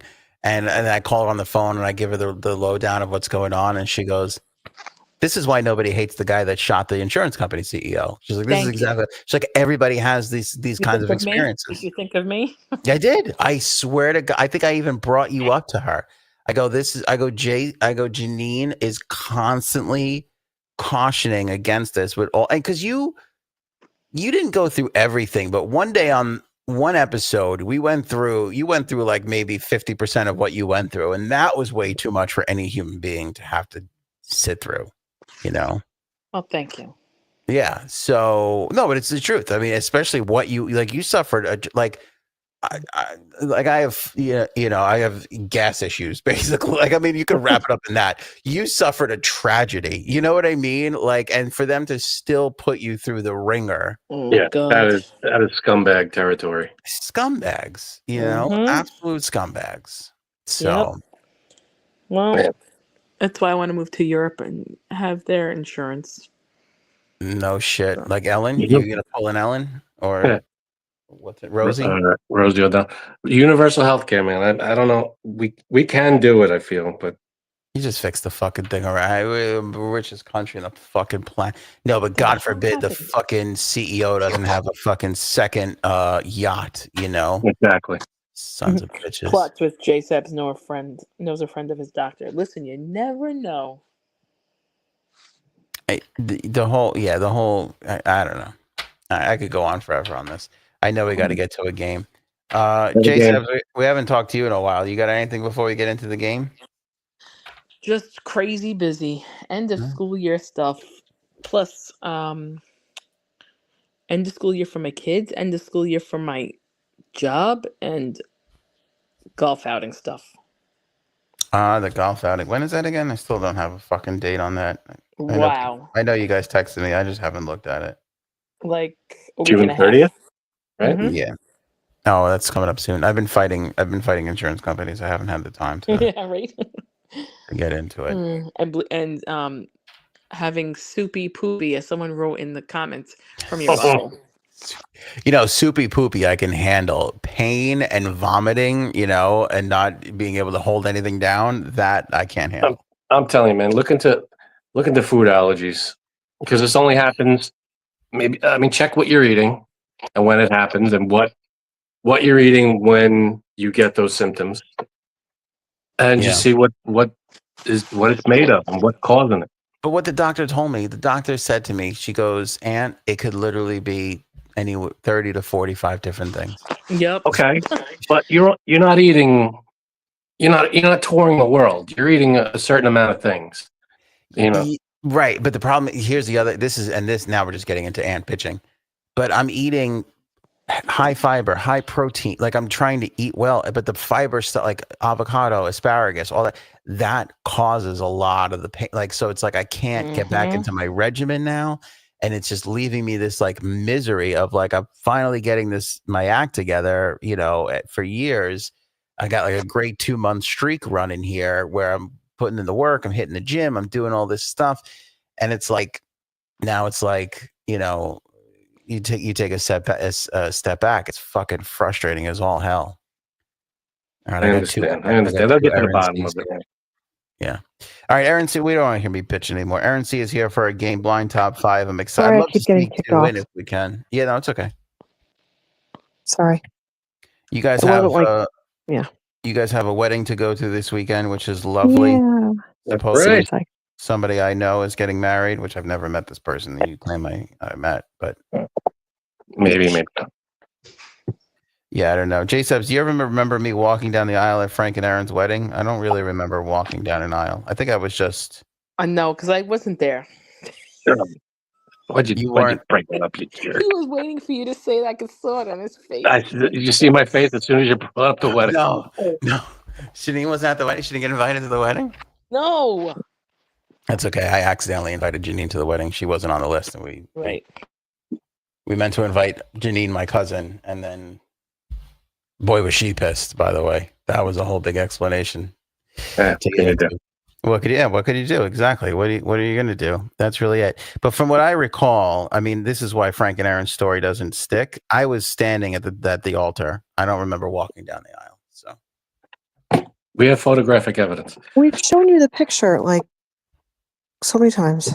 Oh yeah. Okay. Like that didn't go through AI. Video. There's video. Big deal. I could show you a video. All right, go, let's get to the game. Anyway, all right, the game on here. C, D. No, we skipped a letter. Didn't we skip a letter? We did skip a letter, but we're going to start with F tonight. Love it. And if we go back to D, we go back to D. Hey, sometimes the F goes back to the D. You know what I'm saying? Oh, not especially. Well, really, the D goes back to the F. Yeah.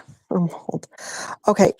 So people, if you have pens and papers, label them 1 to 5, and I'm going to say something, and I don't even know. Can somebody else do this part? Oh, okay. Oh, I got it. Ready? Thanks. Blind top 5. We're going to blind rank 5 items. You got to put them in order, and you don't know what item is next. Oh. Thank you, Aunt. You're welcome. All right. We've done A, B, C, and E, and now we're starting with F, and this is Florida Man headlines. Oh, so if you like this Florida Man headline, put it closer to the top. If you don't, closer to 5. And number 1 is Florida Man arrested for having sex with Olaf the snowman lawn decoration inside Target. What was the charge? That was an onion. That was an onion, because it's like, who did he have sex with? Oh, an Olaf. Where? Oh, it's not on somebody's lawn. It's in the Target. Okay. Time to blow. Time to blow. No. I don't think it was the onion. No, I'm saying it was an onion. Like there was layers to that. An actual peeling of the. Yeah. No, not the onion. Yeah. Well, I like this. Right. I like sex with a plastic thing. Oh boy. All right. Who out there's banging Olaf? Olaf. I gotta go. I don't know, man. That's a tough one. I'll go 4 on that one. Because that's just messed up. I'm going 3. This is a coward's way. I feel like that's middle. That's middle of the road right there. I'm going 3. Yeah, I feel like there are some fun ones out there. This one's just disturbing on all levels. J Sabs? Did we lose J Sabs? We lost her. You had to bring up the wedding. I'm sorry. Right. I didn't mean. I'm so sorry. I don't remember anything. I'm so sorry about that. I feel really bad about that. We didn't know them that well back then. I didn't go to hers. Now, granted, I didn't know her when she got married, but I don't consider that an excuse. Yeah, I didn't go to hers either. Good point. All right. Yeah. Fuck her. Anyone in the chat go to J Stab's wedding? No, I'm kidding. Here we go. Number 2. Florida restaurant ends bring your monkey night after 8-year-old gets bitten by monkey. Bring your monkey night. That's fantastic. I'm putting that at 2. There's just a lot to unpack there. Yeah, that's beautiful. I'm going to agree with you. I'm going to put the monkey night at 2. Because the fact that this place is in an area where a lot of people own monkeys. Right. Do you know anyone, or have you ever known anyone that owned a monkey? Only my wife. Oh! And I would say I don't technically belong to her, but I guess the state. Well, I mean, enough people in this area owned a monkey that they had to have a monkey night. And then it ended, of course, predictably when a monkey attacked someone. Okay. Who would have saw that coming? That ended poorly. I'm going 2. I'm with Frankie C here. I'm going. That's number 2. And it's the second one that we said. So very nice. Yeah. All right.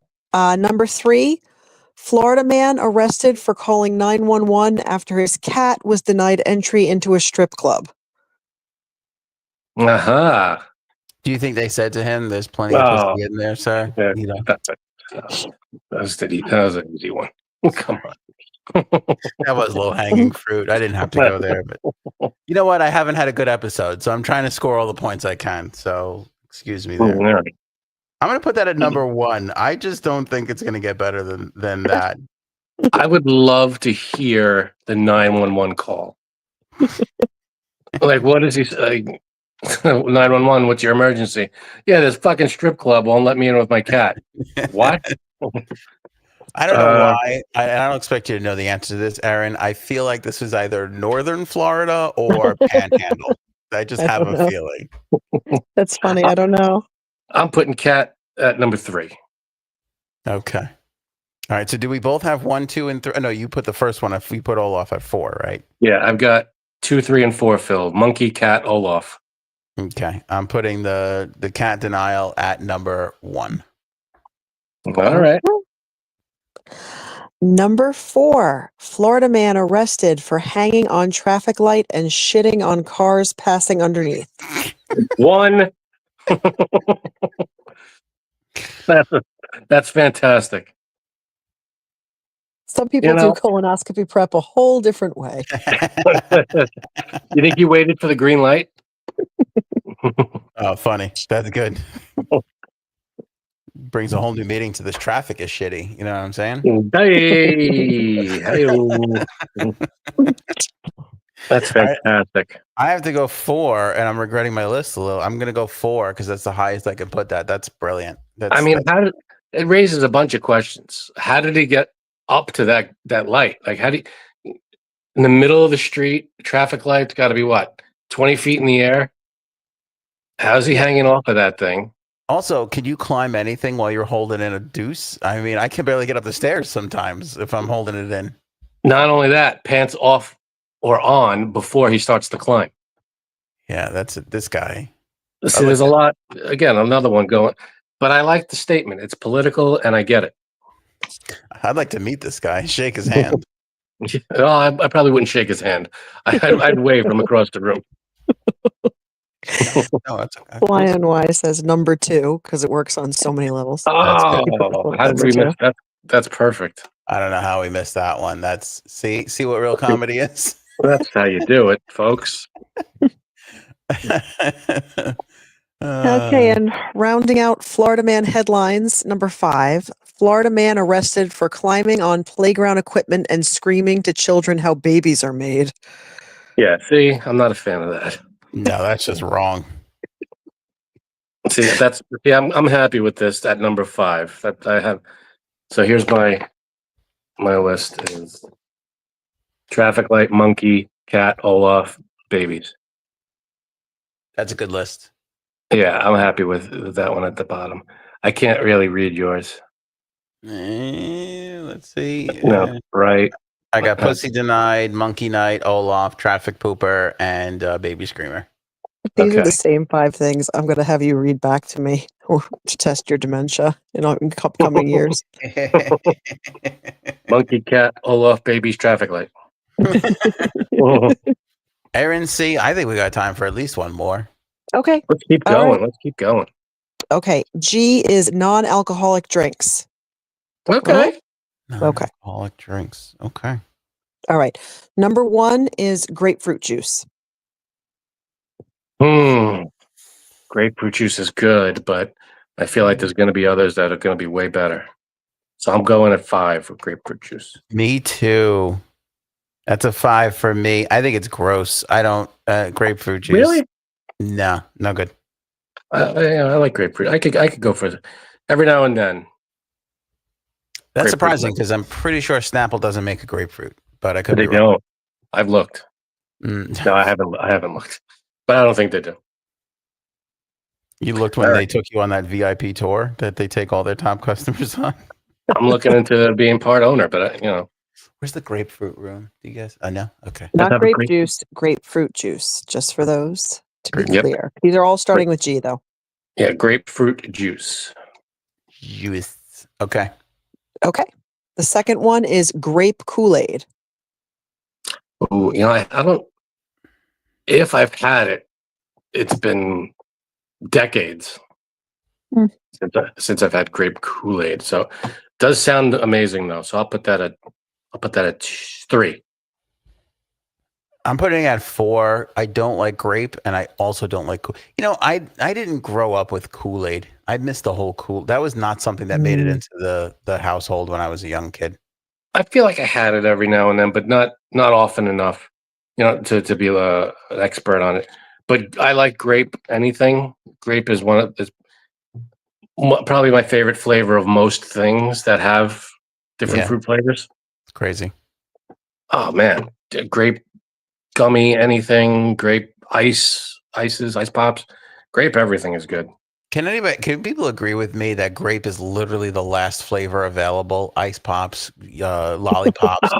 Everybody always leaves grape for last. That's terrible. Not my husband. Grape's the best ice. If you have a freezer full of ice pops or ices or anything, grape is number 1 for me.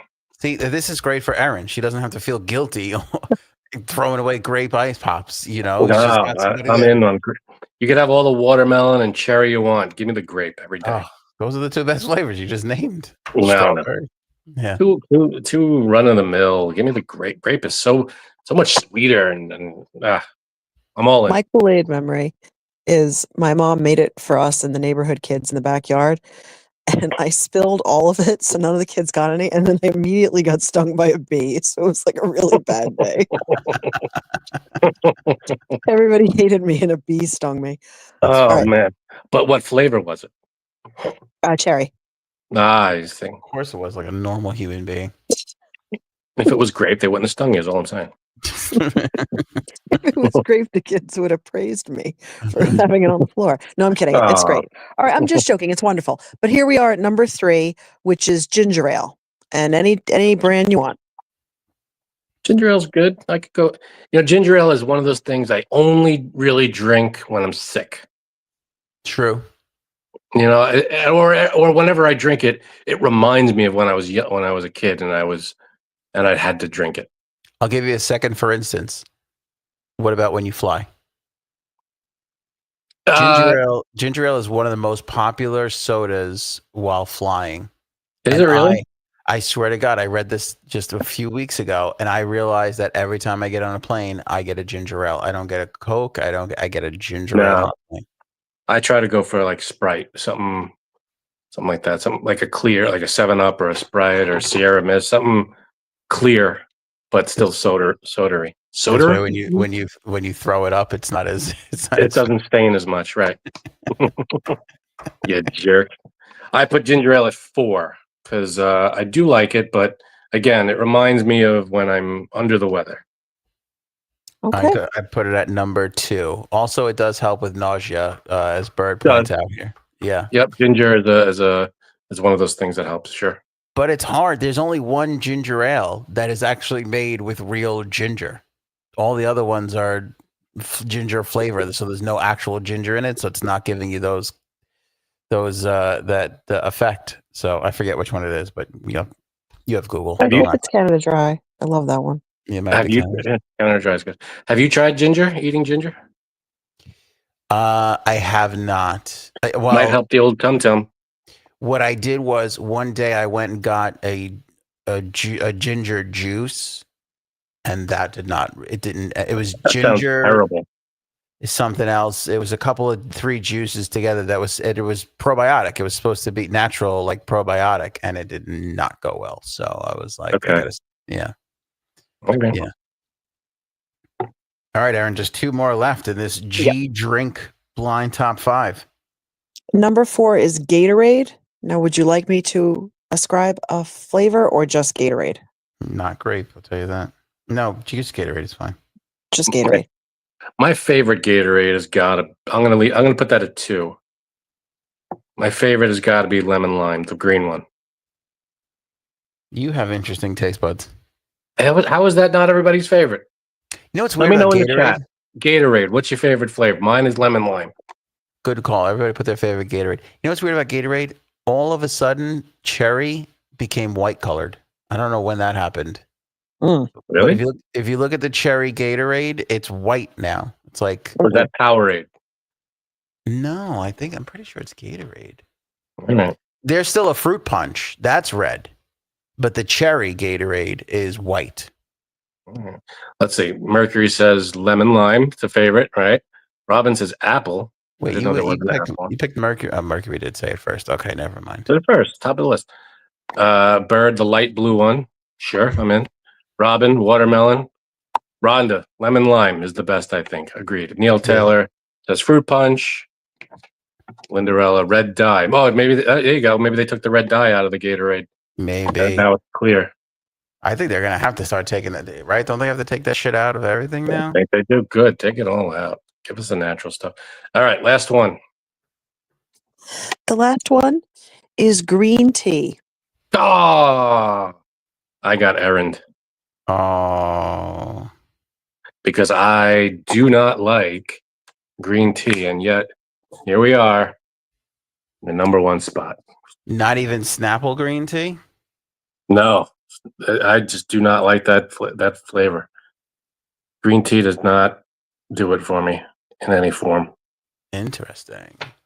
Oh, so yeah, you got Aaron. Your list stinks. My list got thrown off, by that green tea. Okay, are we stopping it here? Or I'm sorry. All right, I got Gatorade, ginger ale, green tea, grape Kool-Aid, and grapefruit juice. I think my list is perfect for me. Oh, that's so good. All right, good for you. Good for you. Yeah, I'm happy with mine except for the green tea. I would put that way at the bottom. I'd move them all up 1 and put green tea way at the bottom if I could. Oh, I say we do one more. One more? Yeah, I was going to say one more. Did you guys see? You weren't here Monday, but I announced this. We're getting our own phone. There it is right there. It's the AOA phone. Oh, an AOA phone made out of paper cards like that? Yeah. Well, I figured that's nice. I didn't know you could just make up a phone and sell it to people. So I thought, why not get in on that? And what's good about this phone is that it's made right here in the good old US of A. That's right. And you know what I'm calling? You know what we're calling it? What? Phone. Phone. Just phone. I like it. Simple. Yeah. Simple. Tells you what you got. Yeah. And then much like, I don't know if you noticed the cameras, square lenses. Ooh, square lenses. Yeah, that's what makes us different. Square lenses. Do you know what? Why? That's an interesting point. All camera lenses are round, and yet photos are square.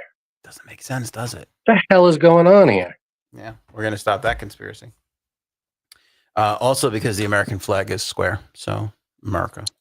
Rectangle, but sure. Well, 4 sides. Okay. All right. Are we on H? All right, last one for the night We should be on H. is if it's anything like Propofol. All right. Horror movie villains you would not want to be stuck in a mall with overnight.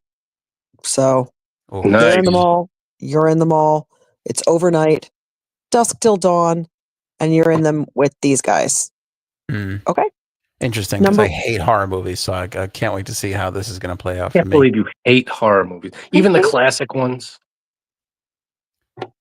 Yeah, you'll know all of these, though. Yeah. Okay, let's see who we got. Okay, the first one is Jason Voorhees of Friday the 13th fame. Ooh. He doesn't move very fast, if that helps. All right, so if I don't want to be stuck in the mall with him, do I put him at 5 or 1? That's a good question. I guess number 1 is the one you would most not want to be with. Okay. Okay, so the worst one you could possibly be in the mall with will be at number 1? Okay. Mm-hmm. Okay, Jason's tough. He's annoying. He never dies. He's his own. That's the bad part. Yeah. I could deal with it though, because I could get into places I don't think Jason could get into. Like if I had to hide in like a heating duct, like 20 feet off the ground, I don't think he's getting in there. I mean, he'll probably burn the fucking thing down to get me out, but yeah, I don't know. I feel like if you got up there, he could get up there. Yeah, but he's like a kind of a clunky guy. I'm going to put him at 2 because I feel like I could probably outrun him. I'll keep him like 50 feet away for the majority of the time until my time's up. That's high for someone you really. Oh, you're right. Okay, I flipped it around. So the one I would want to be in the mall with will go in at the bottom. So I'll put it at 4. Okay. All right, I'm putting him at 2 because I feel like there's other annoying villains that don't go away but have worse weapons. So then worse weapons. So then okay, wait a minute. I really don't want to be in because he's relentless. I can't stand it. But I know there's other relentless people that have. Yeah, so that's I'm putting him. He's relentless, but he's not running. So I feel like as long as I keep him where I could see him, and he's like 50 feet away from me, and I just keep him, he moves forward, I move forward, I move back, just keep outrunning him for the night. I'd be all right. Okay. Okay. Awesome. All right. Number 2. You okay? Yeah. Yep. Number 2 is Chucky the doll. He's small, but he's also a doll. Yeah. Yeah. 5. I'm at 5. Yeah, because I'll kick the shit out of Chucky. Like I'll step on his stupid face. Yeah, I never got that. Like, you get a baseball bat or a sturdy golf club, and he's not an issue. He's just not an issue. He's very sneaky though. He'll sneak up behind you with a knife. You got that. The trick about Chucky is knowing where he is, because he can get he'll all of a sudden you hear, and you're like, where the hell is this guy? You don't know what's going on. So as long as he's one of these guys. Another one where as long as you know where he is, you'll probably be all right. So number 5. I could deal with him. It's just harder because he's tiny. That's what I meant by he's small, but he's a doll. Yeah. That actually works against you that he's so small, but it also helps you when you finally find him because he's so tiny. Okay. True. All right. Number 3 is Freddy Krueger, but it has nothing to do with dreams. It's just the fact that he's this entity with knives for hands and really, really wants to kill you. Does he have? Well, no, nothing to do with the dreams. He's in the mall with you, real life. Now, is he? You can't fall asleep in the mall. Can't. Yeah, you shouldn't anyway if there are all these people with you overnight. Yeah, you probably shouldn't sleep. Yeah. Good point. Does he have his Freddy supernatural dream abilities, or is he just Freddy in real life? No, he's just Freddy, the bad guy in the mall with you overnight. Has nothing to do with dreams. Okay, so he doesn't have all these crazy abilities. Okay, so he's just a crazy nut job with knives on his hands. So he could run and he can catch you. He's a tough one. I'm putting him at 2. I got him at 3. Because he's probably going to be smart about it. He's not going to walk. He'll just run after you. That's tough. He is a smart cookie. Also, I don't want to be stabbed by him, but I also don't want him to put his face on me because that's disgusting. You know what I mean? Noted. That's probably the least of your worries in that situation. Like one big open sore. That thing. I don't want. Could you imagine him just like rubbing his face up against your face? I mean, it's disgusting. I'm with Neil. I'm gonna put Diddy at number 1. I'm gonna jump the gun here on Aaron and put Diddy at 1. Diddy's probably number 1. Once he slicks up those floors, you're not getting far. Oh, you can't get away from baby oil floors. It's impossible. Baby oil floors. You're gonna cartoon run all over the mall. You're not gonna get anywhere. You're not getting anywhere. Yeah, you're throwing it back out too. That's not. You're not gonna. You can't stop. You can't pivot. It's horrible. It's horrible. Nothing. Sorry. All right. Okay. Two more. Okay. Number 4 is Leatherface. Now he's a human, and he has a chainsaw. You probably are going to know where he is. He's not very subtle, but if he catches you, the deaths are pretty gruesome. Is that the guy with the pins in his face? No, that's Pinhead. Oh. Come on, man. Leatherface is Texas Chainsaw Massacre. Big guy, looks like a butcher, has the apron, but has like a human skin mask with the, I gotta look this up. Can I look? Oh, you don't know Leatherface? Oh, he's fucked up. Texas Chainsaw Massacre. Yeah. Sorry, I should have said that. I could look this up though. Sure. Okay. He's a big mother. Oh, this is terrifying. He's really fucked up looking. He's fucked up. He's wearing someone else's face as a mask. And he runs too. He's not one of those slow ones. See? That's what it does. Is he persistent? Does he never stop? Is he always there? He doesn't stop. He'll keep coming. But he's human. I guess technically they're all except for well, okay. Here's my question. Freddy doesn't have these crazy abilities, but Jason does. Jason does. So he's got a supernatural bent to him.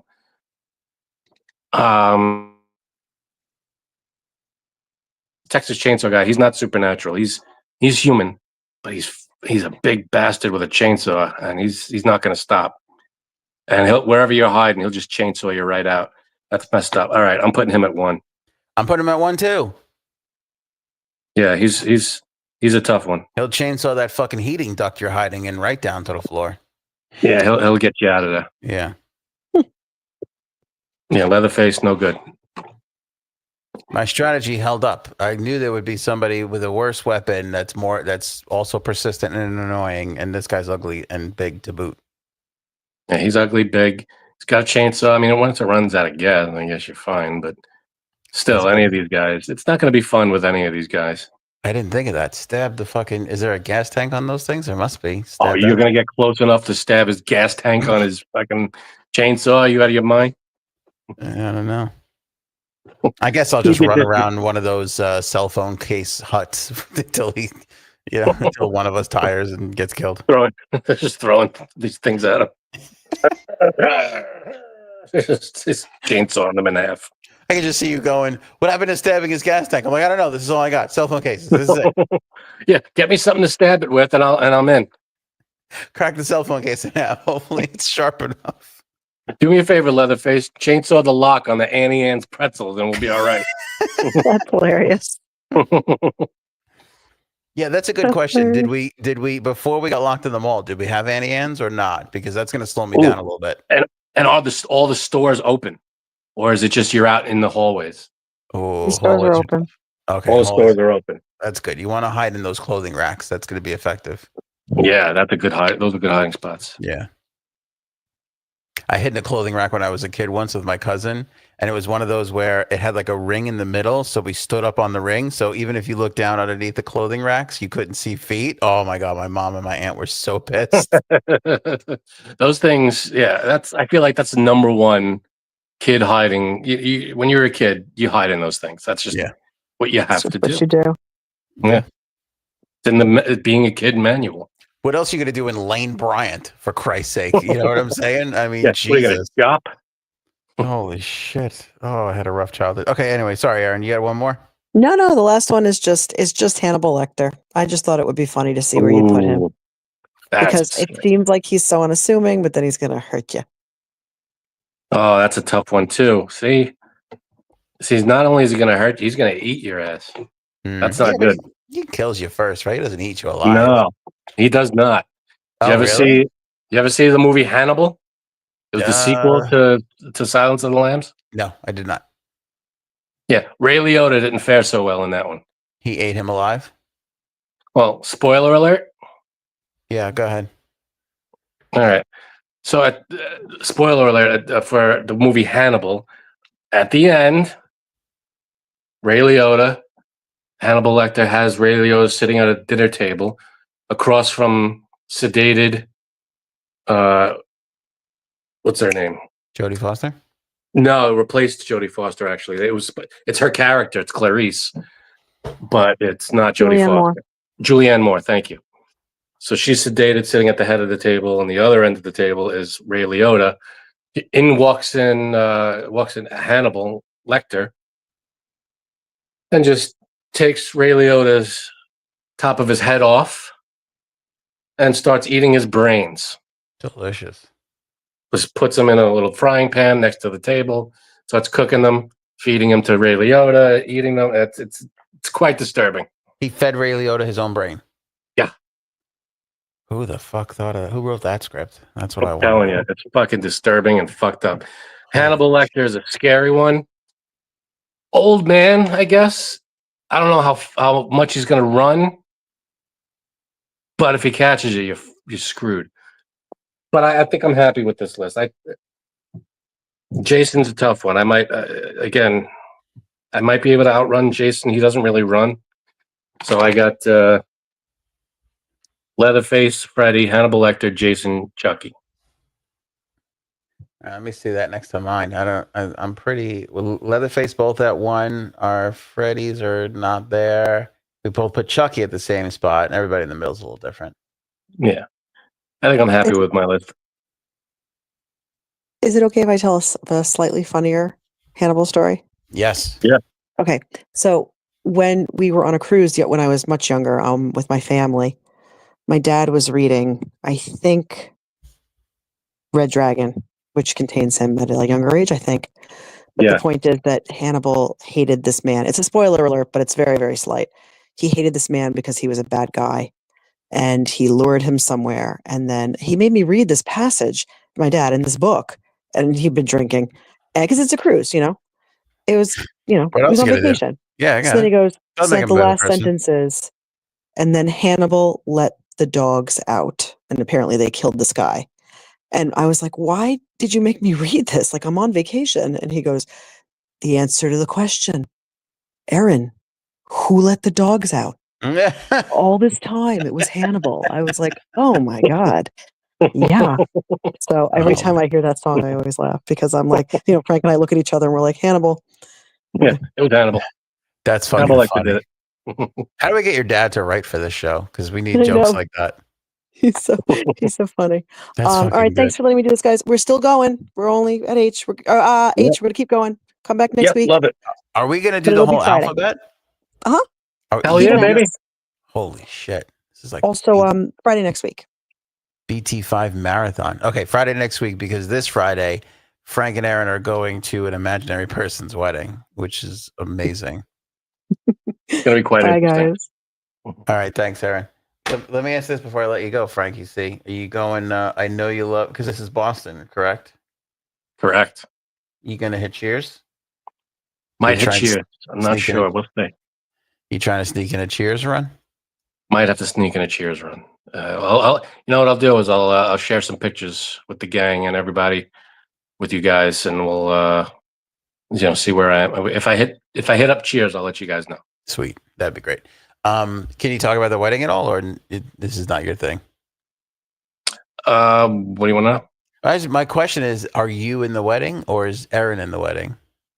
No, we're not in the party or in it's a smaller wedding. Oh, it's a smaller deal. Okay. Yeah, that's smart. That's smart. You start you put one person in, next thing you know, there's 14 fucking people, and you're like, how did this happen?